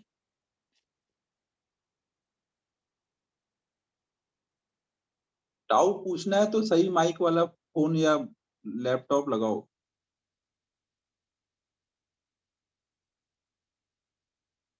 हाँ, ये बात तो है, इसी मोबाइल से ये फोन पे बात होती रहती है इसकी, लेकिन डाउट के टाइम ये खराब हो जाता है। हाँ, ये भी सही बोला करण, थोड़ी देर पहले इसने ही बोला था आज सब चालू है। नहीं नहीं सिंधे यार, माइक ऑन करना भाई। कॉल कर देगा मेरे फोन में, मैं इस पे ही वो चैट देख रहा हूँ ना।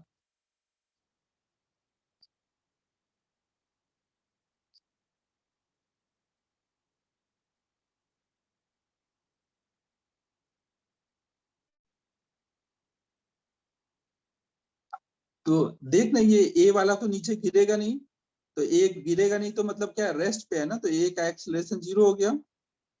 और बी वाला नीचे गिर जाएगा ये कट होते ही, तो बी नीचे गिरेगा तो फ्री फॉल होगा ना, केवल वेट एक्ट करेगा, तो वेट अपॉन में मास एक्सेलरेशन आ जाएगा। बिना माइक के डाउट सब बताना डिफिकल्ट होता है भाई।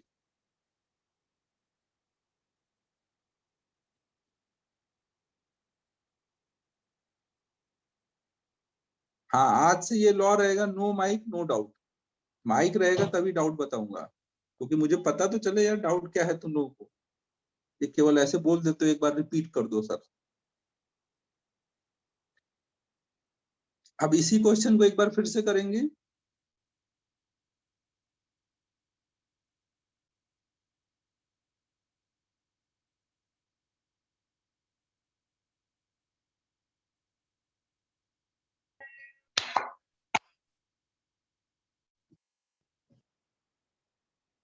ये श्रेयस ने भी माइक ऑन किया था।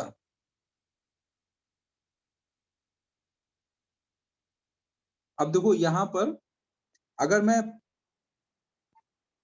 अगर ये मान लो पूरा सिस्टम इक्विलिब्रियम में है ना, अच्छा, वैष्णवी ने किया था, मैं तो ऐसे ही श्रेयस का नाम ले रहा था। अगर मैं अचानक से स्ट्रिंग कट कर दूं तो हमें ए और बी का एक्सीलरेशन बताना है। फाइंड एक्सीलरेशन ऑफ, उसी इंस्टेंट पे बताना है ना, जिस इंस्टेंट पर स्ट्रिंग कट होगी उसी इंस्टेंट पे acceleration of A and B बताना है।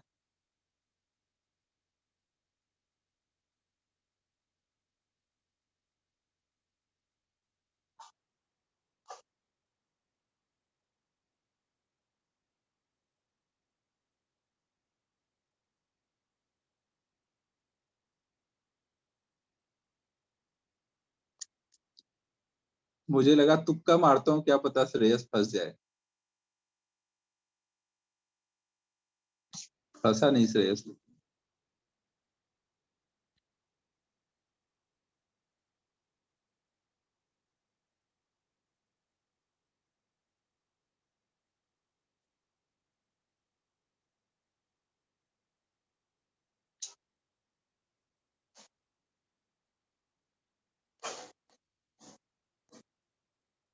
श्रेयस सोचो, दोनों फ्री फॉल होगा या नहीं होगा।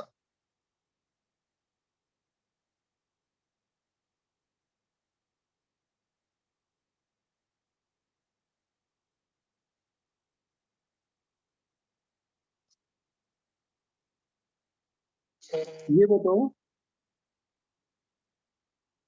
ये बताओ, अभी जैसे शुरू में स्ट्रिंग कट होने से पहले स्ट्रिंग में कितना टेंशन है।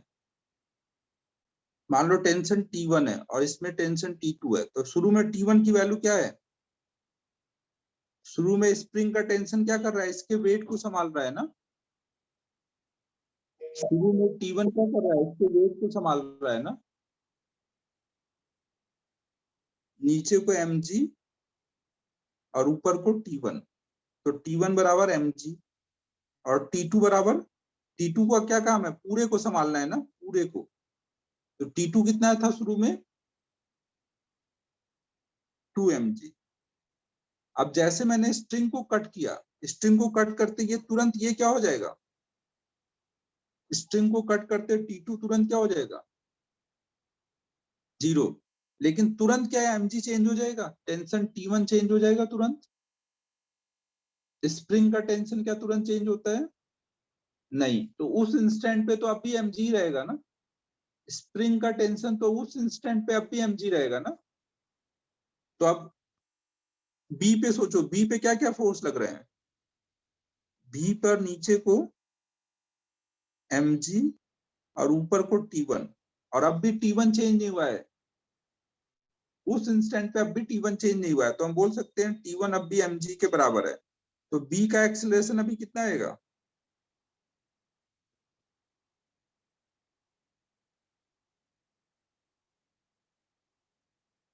ठीक है, 0 आएगा ना। और ए पे सोचो, ए पे नीचे को T1 लग रहा है और खुद का वेट लग रहा है, और वो सब शुरू में T2 से बैलेंस था, लेकिन बाद में T2 0 हो जाएगा। ये तो अब भी लगेगा ना T1 और mg। ए पे अगर आप सोचोगे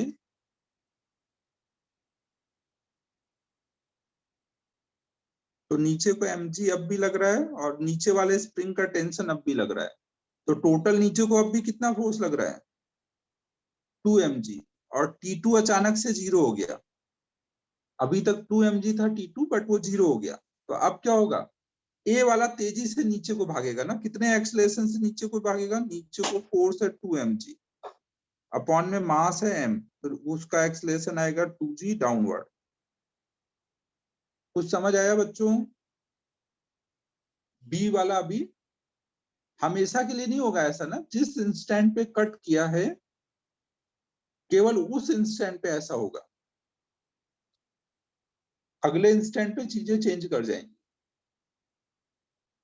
तो आपको देखो, मोरल ऑफ द स्टोरी क्या है इस टाइप के क्वेश्चन में, कि जब भी कोई चीज कट करे उसका टेंशन तुरंत 0 करो। फिर जो बचा हुआ है, अगर स्प्रिंग है तो उसका टेंशन पहले जितना लो, और अगर स्ट्रिंग है तो वो चेंज हो जाएगा। चेंज करके कैलकुलेट करो नया टेंशन कितना होगा। नोट कर लो इसको।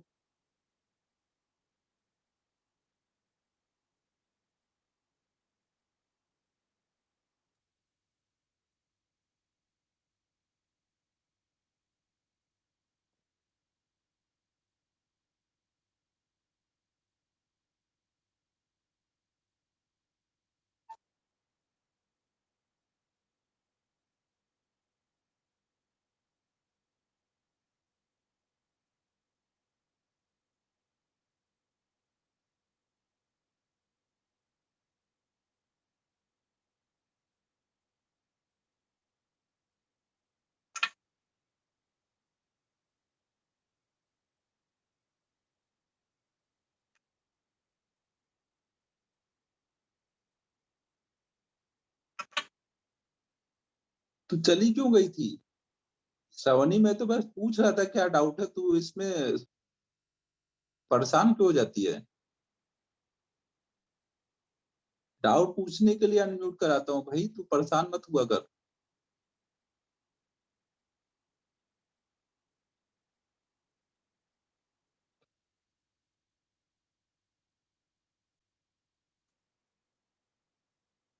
अरे यार, श्रावणी भी अजीब है।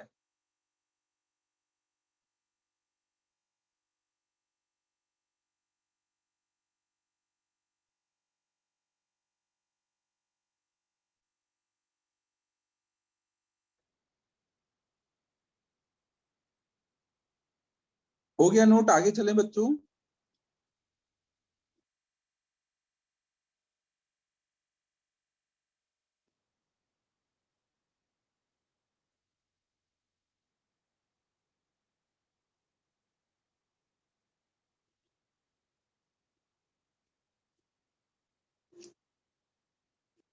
चलो अब एक और इसी टाइप का प्रॉब्लम करते हैं।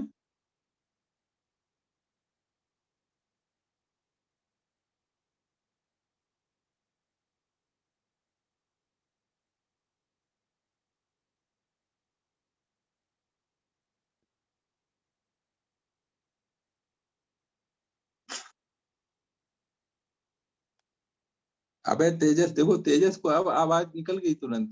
जब तेजस की बेइज्जती होती है तो शांत बैठा रहता है, फिर बोलेगा मेरे को सुनाई नो, क्वेश्चन कर रहा था मेरे को दिखा नहीं कुछ। कम नहीं है तेजस भी। ये देखो बच्चों, ये मैंने दो ब्लॉक लिए मास के, और एक स्प्रिंग लगाई, इस बार स्प्रिंग ऊपर कर दिया, स्ट्रिंग नीचे कर दिया है ना। अब अगर मैं अचानक से, पहले सब कुछ इक्विलिब्रियम में है, फिर अगर मैं अचानक से स्ट्रिंग कट कर दूं, तो दोनों के क्या क्या एक्सेलरेशन होंगे वो निकालना है।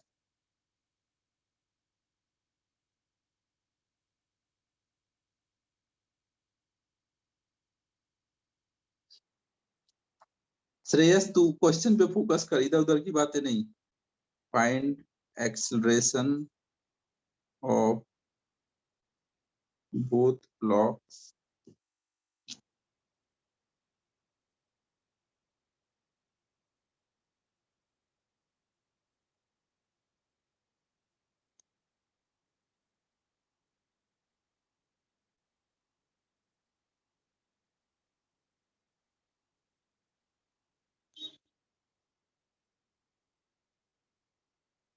कट करने से पहले का टेंशन हमेशा निकाल लिया करो ना, फिर कट करने के बाद जो कट गया उसको जीरो कर दो और आगे सोचो।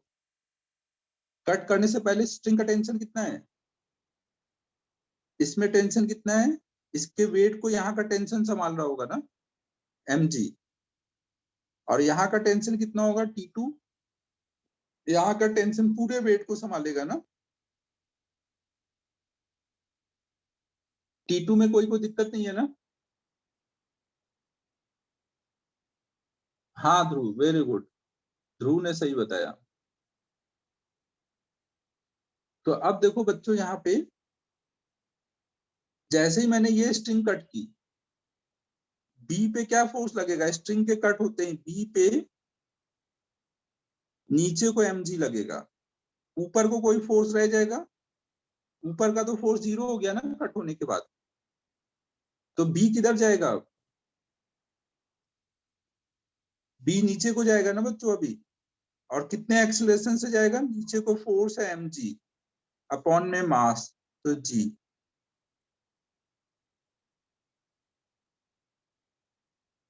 ठीक है। अब ए वाले को देखो, ए वाले पे क्या क्या फोर्सेस लग रहे हैं, नीचे को उसका वेट, प्लस नीचे को यहाँ का टेंशन लग रहा था पहले T1, और ऊपर को T2। लेकिन जब स्प्रिंग कट हुई तो T1 तो तुरंत जीरो हो गया, लेकिन T2 अब भी उतना ही रहेगा ना, T2 तुरंत चेंज नहीं होगा। ऊपर को T2 अब भी लग रहा है 2mg, नीचे को इसका वेट लग रहा है mg, और T1 वाला पार्ट जीरो हो गया है। तो अब ये किधर को जाएगा, ऊपर को या नीचे को,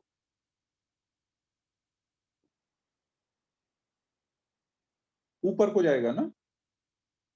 तो ऊपर को कितने एक्सेलरेशन से जाएगा, ऊपर को 2 mg लग रहा है, नीचे को mg, तो नेट ऊपर को फोर्स इतना आएगा ना, अपॉन में मास, तो ये नया ए का एक्सेलरेशन आ जाएगा g, और ये किधर को है, ऊपर को। तो यहाँ पर बी नीचे गिर रहा है जी से और ए ऊपर जा रहा है जी से, इस इंस्टेंट पर ना, जब स्ट्रिंग कट की गई है। समझ आया बच्चों?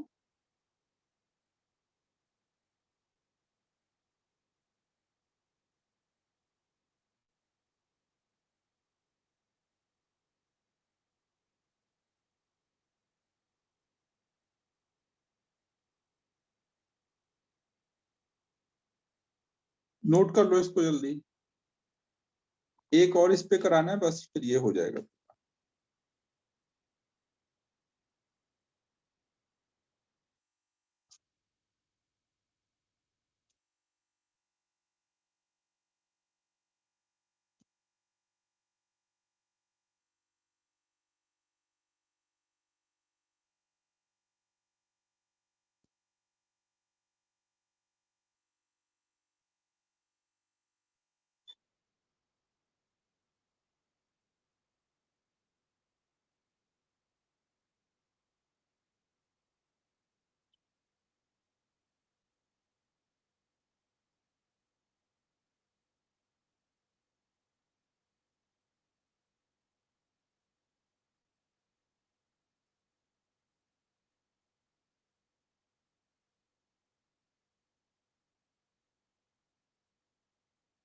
नहीं देखो, स्प्रिंग से हमने दो ब्लॉक ऐसे लगाए हैं, स्प्रिंग और स्ट्रिंग से सब कुछ इक्विलिब्रियम में है, फिर हमने अचानक से ये स्प्रिंग कट कर दी, तो कट करते ही अब हमें दोनों के एक्सेलरेशन बताने हैं।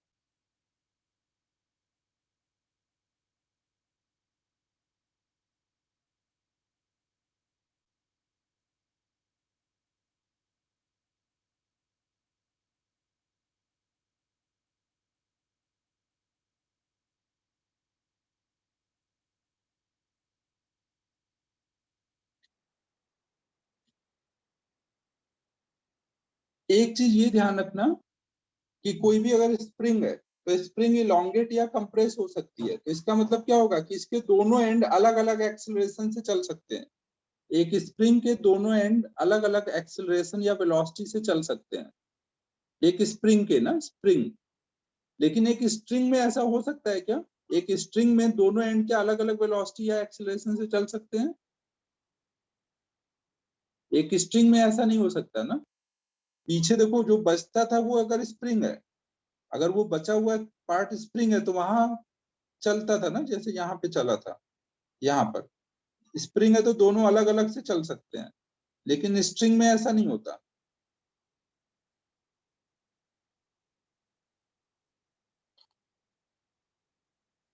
तो यहाँ पे अब आप क्या करोगे, जब इनको आपने कट किया तो दोनों अब एक साथ ही चलेंगे, तो जिधर भी जाएंगे एक साथ जाएंगे, और यहाँ का टेंशन तो तुरंत चेंज होगा ना। पहले यहाँ टेंशन था mg और यहाँ टेंशन था 2mg, लेकिन जैसे मैं कट करूंगा यहाँ का टेंशन तुरंत चेंज हो जाएगा, कितना होगा हमें नहीं पता, लेकिन अब जो भी होगा ये बचेंगे दोनों जो हैं वो एक साथ ही चलेंगे ना, अलग अलग तो नहीं चलेंगे। और किधर को जाएंगे दोनों एक साथ, ऊपर कोई फोर्स नहीं है, केवल नीचे को टोटल फोर्स है ना 2mg।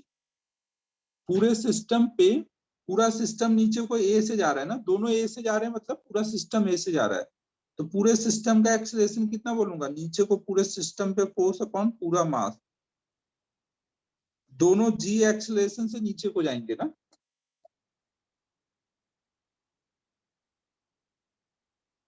समझ आ रहा है बच्चों मैं क्या बोल रहा हूँ? अगर दोनों जी एक्सेलरेशन से जा रहे हैं तो टेंशन तुरंत कितना हो जाएगा, अगर ये नीचे को जी से जा रहा है तो मतलब यहाँ का टेंशन तुरंत बाद में कितना हो गया है। अगर हमारा बी वाला ब्लॉक नीचे को mg लग रहा है, ऊपर को नया टेंशन मान लो T1 डैश है, और ये नीचे को g से जा रहा है, तो इसका मतलब ये फोर्स जीरो हुआ होगा तभी ऐसा हो सकता है ना। T1 डैश तुरंत कितना हो गया है, जीरो। कुछ चमक रहा है बच्चों, या सब बाउंस हो रहा है? क्रिस ने बहुत टाइम से बताया नहीं, कुछ समझ रहा है कि नहीं इसको?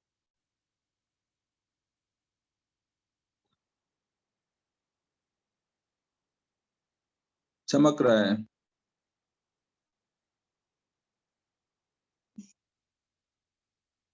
लाइटनिंग हो गई पूरी, इतना ज्यादा चमक गया है।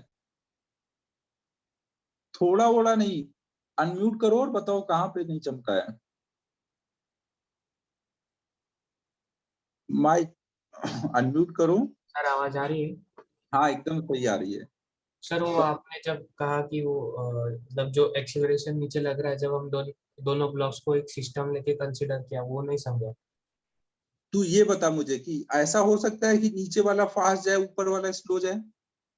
अगर ये स्ट्रिंग से कनेक्टेड है तो दोनों एक साथ ही जाएंगे ना। हाँ कोई सर। भी चीज स्ट्रिंग से कनेक्टेड है तो दोनों एक साथ ही जाएंगे। ये जितने से नीचे जाएगा उतने से ये भी नीचे आएगा। तो अगर दोनों एक साथ जा रहे हैं तो हम उनको एक सिस्टम ले सकते हैं ना। हाँ सर। जो इसका एक्सलेशन होगा इसका होगा, वही मान लोगे पूरे सिस्टम का है ना। हाँ सर। तो पूरे सिस्टम के लिए F=ma लगाओ। पूरे सिस्टम पे नीचे को फोर्स कितना लग रहा है? दोनों का वेट। 2 mg। और ऊपर को कितना लग रहा है? 0। 0। तो पूरा नीचे को वेट है अपॉन में टोटल मास। पूरे सिस्टम का मास कितना है? 2m। तो g आ जाएगा ना। हाँ सर, समझा दो। अब जब a आ गया तो कोई एक की इक्वेशन लिख दो तो t आ जाएगा। इसकी इक्वेशन लिखो। तो इस पे क्या है, नीचे mg लग रहा है, ऊपर t1 डैश, और ये नीचे को g से जा रहा है। तो ये देख के ही लग रहा है ना कि ये t1 0 है। लिखना हो तो लिख दो, नीचे को mg ऊपर को t1 dash equal to m into a कितना है अभी?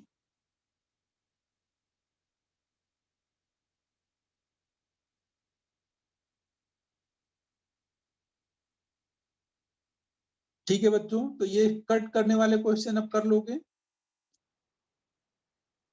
कट करने वाले में 3 पॉइंट ध्यान रखने हैं। पहला पॉइंट, जिसको कट करोगे वो तुरंत 0 हो जाएगा। दूसरा पॉइंट, अगर स्ट्रिंग बची हुई है तो उसका टेंशन तुरंत चेंज हो सकता है। तो हम पुराना टेंशन लेके स्ट्रिंग के लिए सॉल्व नहीं करेंगे ना, नए टेंशन के अकॉर्डिंग सोचेंगे। स्प्रिंग में अगर स्प्रिंग बचा है तो पुराना टेंशन लेके ही क्वेश्चन सॉल्व कर देंगे। समझ आ रहा है बच्चों?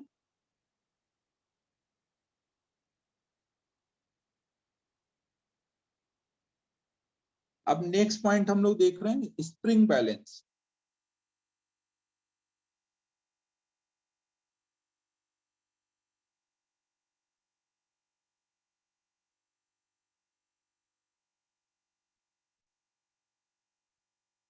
स्प्रिंग बैलेंस देखो कुछ इस टाइप का होता है।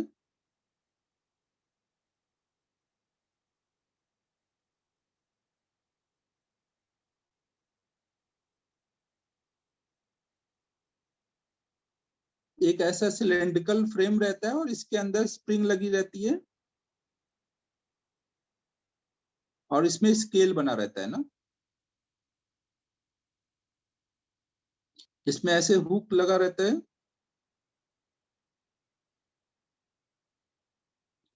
तो ये स्प्रिंग जो रीडिंग देता है वो क्या देता है, यहाँ पे जिसको भी आप हैंग करोगे तो वो जो हैंग होने के बाद इसके हुक पे जो भी फोर्स लगाएगा उसी को वो रीड करके देगा। स्प्रिंग बैलेंस देखा होगा, कई बार ये गैस सिलेंडर वगैरह देने आते हैं, इनके पास रहता है स्प्रिंग बैलेंस। स्प्रिंग बैलेंस क्या मेजर करता है, उसके हुक पे कितना फोर्स लग रहा है वो मेजर करता है ना। हम यहाँ पे इसको मासलेस लेके सॉल्व करेंगे ना। क्वेश्चन में कुछ नहीं दिया हुआ तो मासलेस लेके करेंगे। श्रेय सब जाने दे यार, बाद में लिख लेना, टाइम कम है, मुझे पढ़ा लेने दो, पीडीएफ से लिख लेना।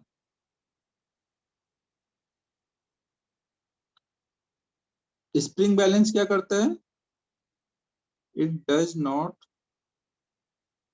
Major wait.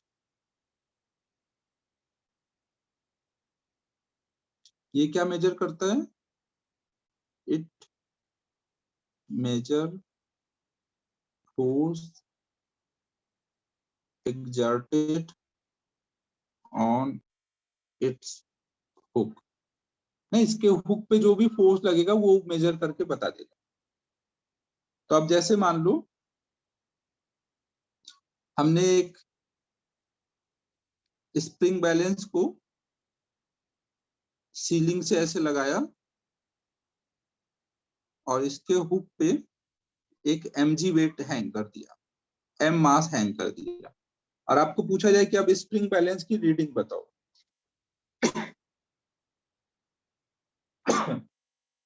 तो क्या बताओगे?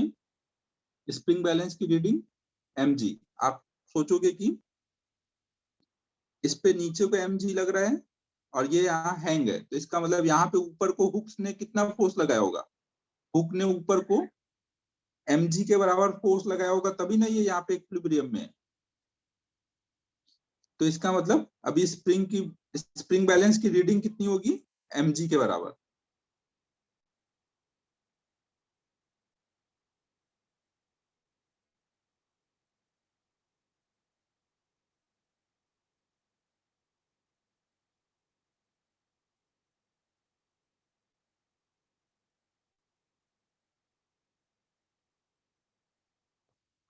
नाइन 9.8 लोगे सुबोध ना, अगर वैल्यू नहीं दिए तो 9.8 लेना है। मान लो हमने दो स्प्रिंग बैलेंस लिए, दोनों लाइट हैं और दोनों के एंड पर एक यहाँ वेट हैंग कर दिया,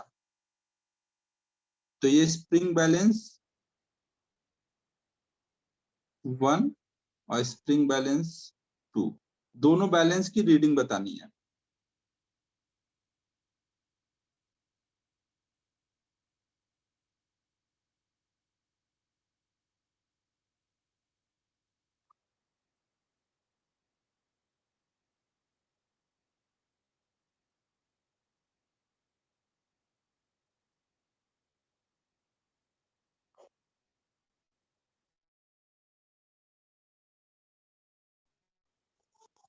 आएगा क्रिस, तो यहाँ क्या हो जाएगा? इसके पूरे वेट को, यहाँ हुक से फोर्स आ रहा होगा, हुक का फोर्स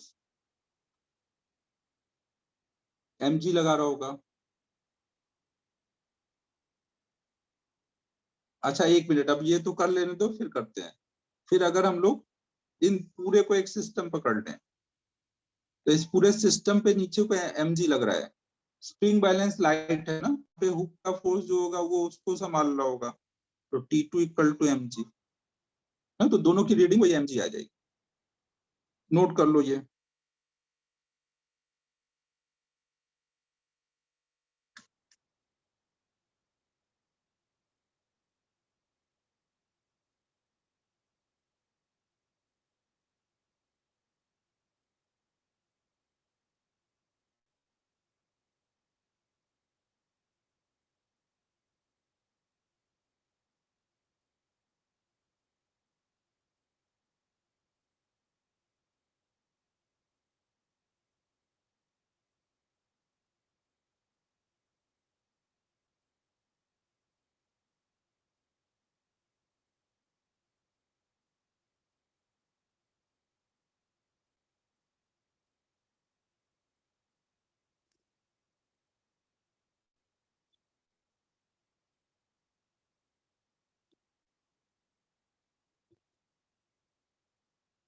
यहीं से लिखना है ना?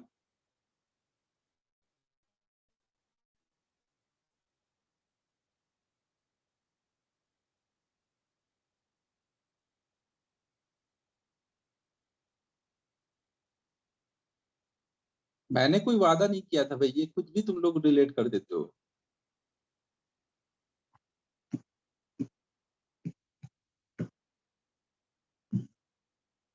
एमटी के नेक्स्ट दिन ऐसा थोड़ी बोला था मैंने।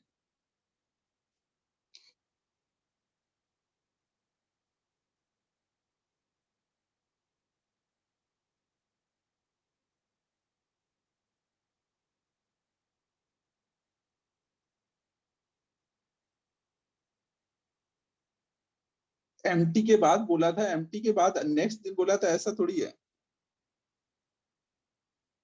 एमटी के बाद तो पूरा साल भर पड़ा हुआ है, उसके बाद देखेंगे।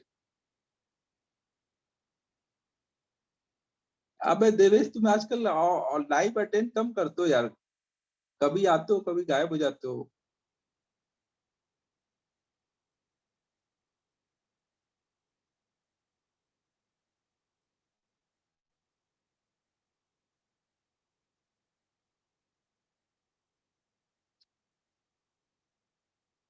लाइव अटेंड करो देवेश टाइमली, ऐसे मत करो।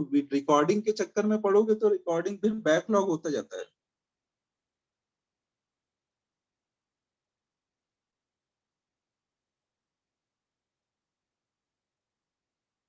बच्चों अभी टाइम नहीं है ना, पढ़ाने दो, कोर्स खत्म होने दो, फिर डिस्कस करेंगे कब चल रहे हैं। नोट करो जल्दी। हाँ, लाइव ही करो देवेश ना। रिकॉर्डिंग वालों के साथ बहुत दिक्कतें हैं, वो सोचते हैं कल देखेंगे परसों देखेंगे, फिर इतना रिकॉर्डिंग हो जाता है कि वो गिव अप ही हो जाता है।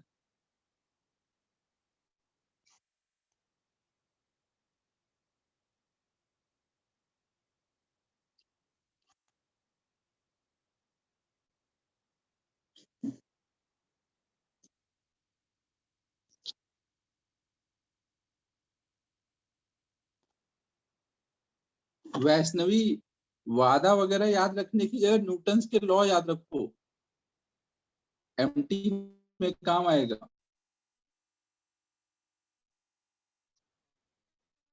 तो में कुछ नहीं रहे।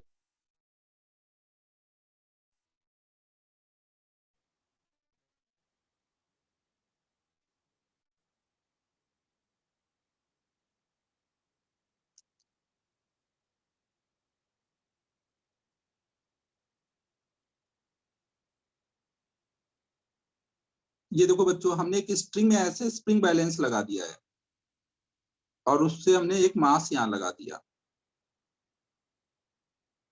2m, और यहाँ पर एक मास लगा दिया m।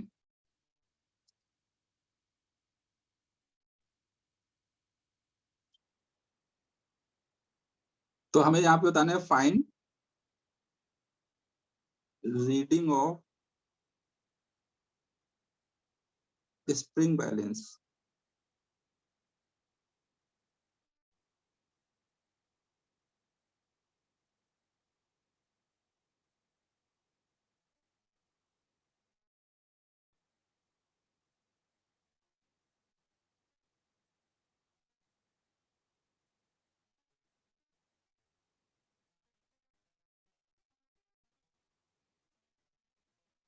कोटा नया सीरीज आ गया है यार, देखा तुम लोगों ने ना?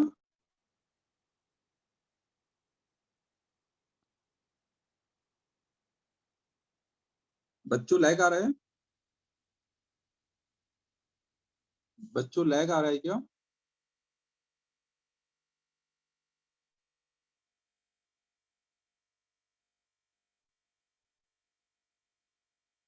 नहीं, आईपीएल तो मत देखो, कोटा फैक्ट्री थोड़ा बहुत देख सकते हो, उससे थोड़ा मोटिवेशन मिलेगा कि लोग भी तुम्हारी तरह ही प्रॉब्लम झेलते हैं।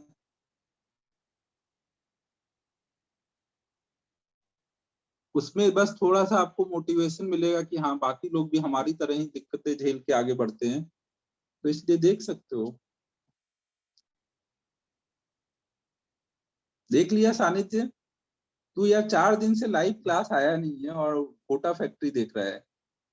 मैं ये निकलवाना चाह रहा था कि किसने किसने देखा है। लाइव आने का टाइम नहीं मिल रहा है तुझे।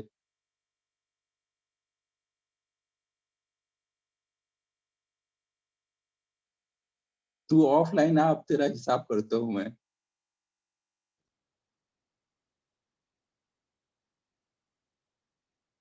तो तू और लाइव क्यों नहीं अटेंड करता फिर? मैंने नहीं देखा यार अभी।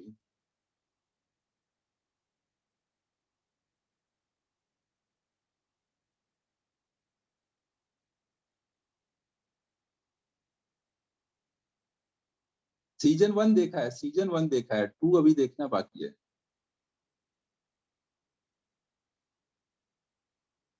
बाकी मैं मजाक कर रहा था सानिध्य, देख लेना बच्चों तुम लोग, कोई दिक्कत नहीं है। बस थोड़ा थोड़ा देखना है, ज्यादा नहीं देखना। आधा घंटा 1 घंटा ऐसे एक बार में देख लेना।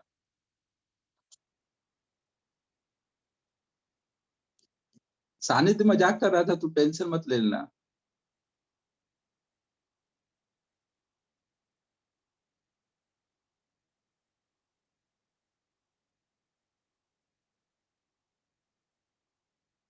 नेटफ्लिक्स पे आई है वो वाली बोल रहा है ना, स्क्वाड गेम कुछ आई है उस पे। हाँ वही, स्क्वाड नहीं था, स्पीड था। मैं भी यही सोचा यार स्क्वाड क्या है, फिर मुझे लगा मुझे ही नहीं याद होगा।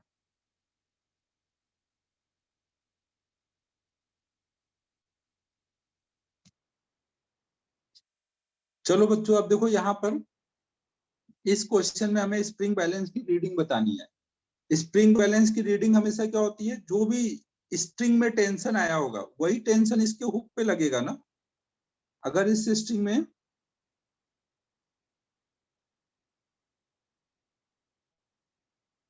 अब तू स्पीड देख रहा है ना, अब तू रुक जा। श्रेयस का नाम नोट करो भाई, किसको बोला गया है। श्रेयस का नाम नोट करो और आगे स्पीड लिख के रखो।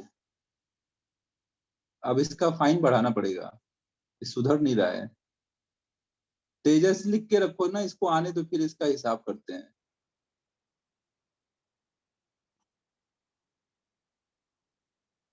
यहाँ ब्रेकिंग ऑफ बोला जाता है तो समझता नहीं है, और स्पीड गेम जाके देख रहा है, इंग्लिश कुछ जम रही है उसमें।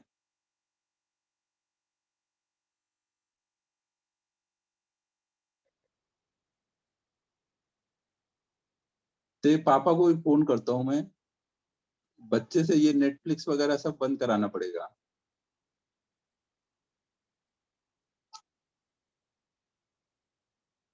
श्रेयस तेरा अभी बैकलॉग भी बाकी है, फिर भी ऐसी हरकतें कर रहा है तू।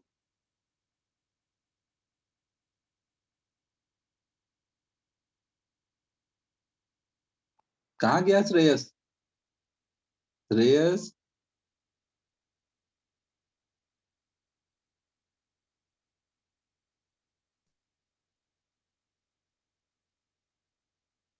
तुझे कब टाइम मिल जाता है ये बता मुझे। टाइम मिलने पे मैंने क्या बोला है कि बाहर टहल के आओ, थोड़ा फिजिकल एक्टिविटी करो। ये नहीं कि मोबाइल पे बैठ के टाइम पास चल रहा है।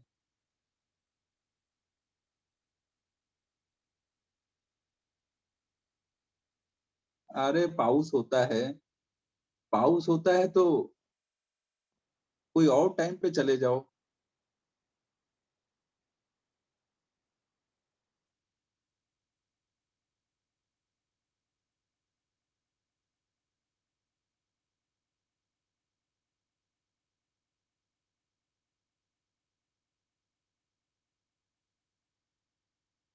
वो पाउस ही बोलना चाह रहा है भाई, पॉज नहीं बोलना चाह रहा है।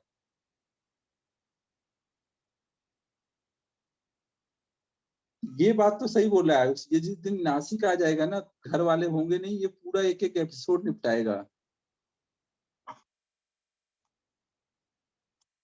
रोज क्लास आएगा नहीं, बोलेगा कि आज लेट हो गया ये वो, और घर बैठेगा और निपटाएगा आराम से।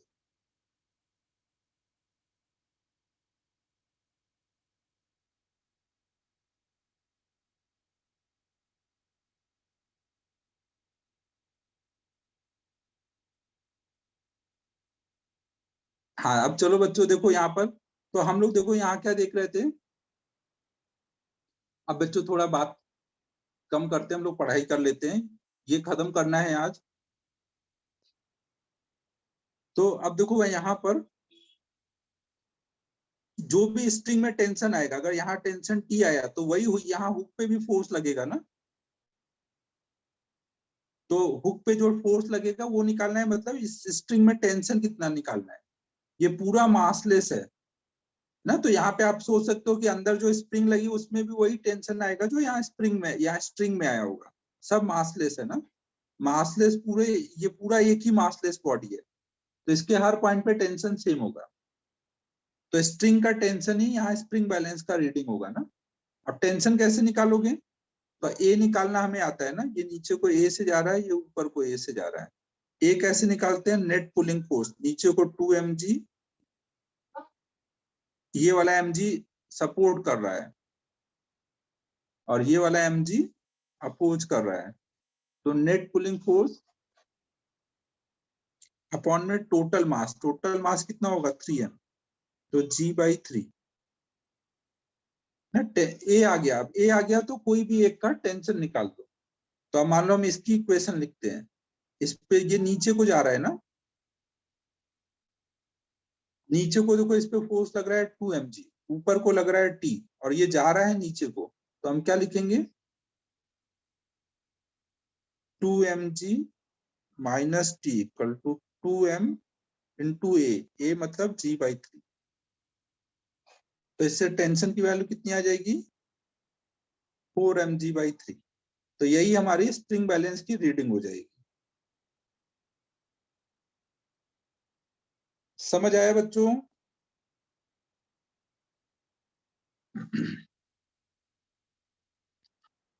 अब देखो, इस चैप्टर में हमें अब दो चीजें और पढ़नी है। एक तो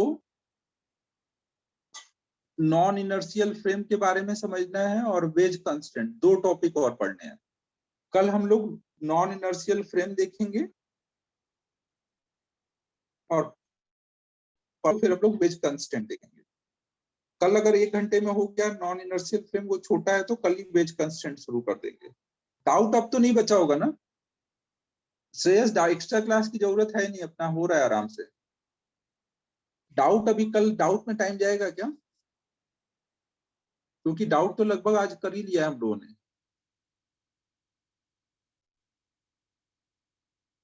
तो शुरू में 15 मिनट डाउट बता दूंगा, बाकी टाइम अब फिर कल पढ़ाऊंगा।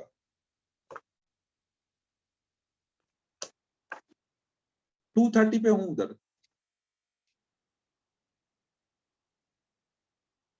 1 to 50 में आप सारा ट्राई कर डालो। 1 to 50 आप सारा कर सकते हो, इंटेक्स 4 कंप्लीट कर सकते हो। स्प्रिंग वाले भी आप सारे क्वेश्चन कर सकते हो ना। एक्सरसाइज 1 में 1 से लेके 50 तक आप सब कर डालो।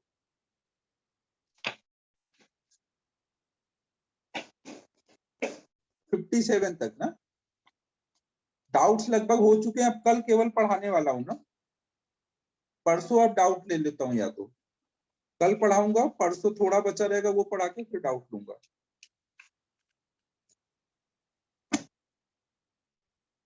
ठीक है बच्चों, फिर क्लोज करता हूं। आज देखो 5 मिनट पहले ही छोड़ दिया।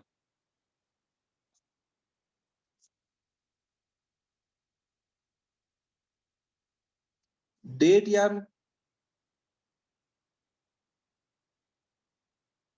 डेट डिसाइड करना है। हाँ, डेट ही डिसाइड कर लेता हूँ तब तक। 1 मिनट रुको, कैलेंडर ओपन करता हूँ।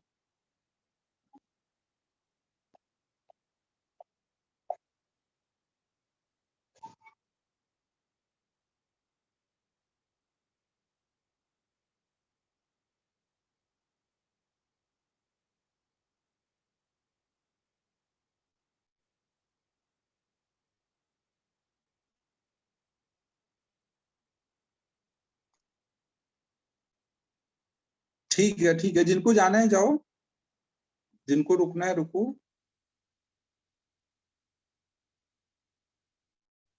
यार या तो बाद में ही देता हूँ ना, ग्रुप पे डाल देता हूँ।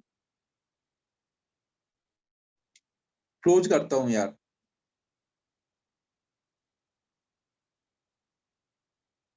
ठीक है बच्चों, बाय बाय बाय।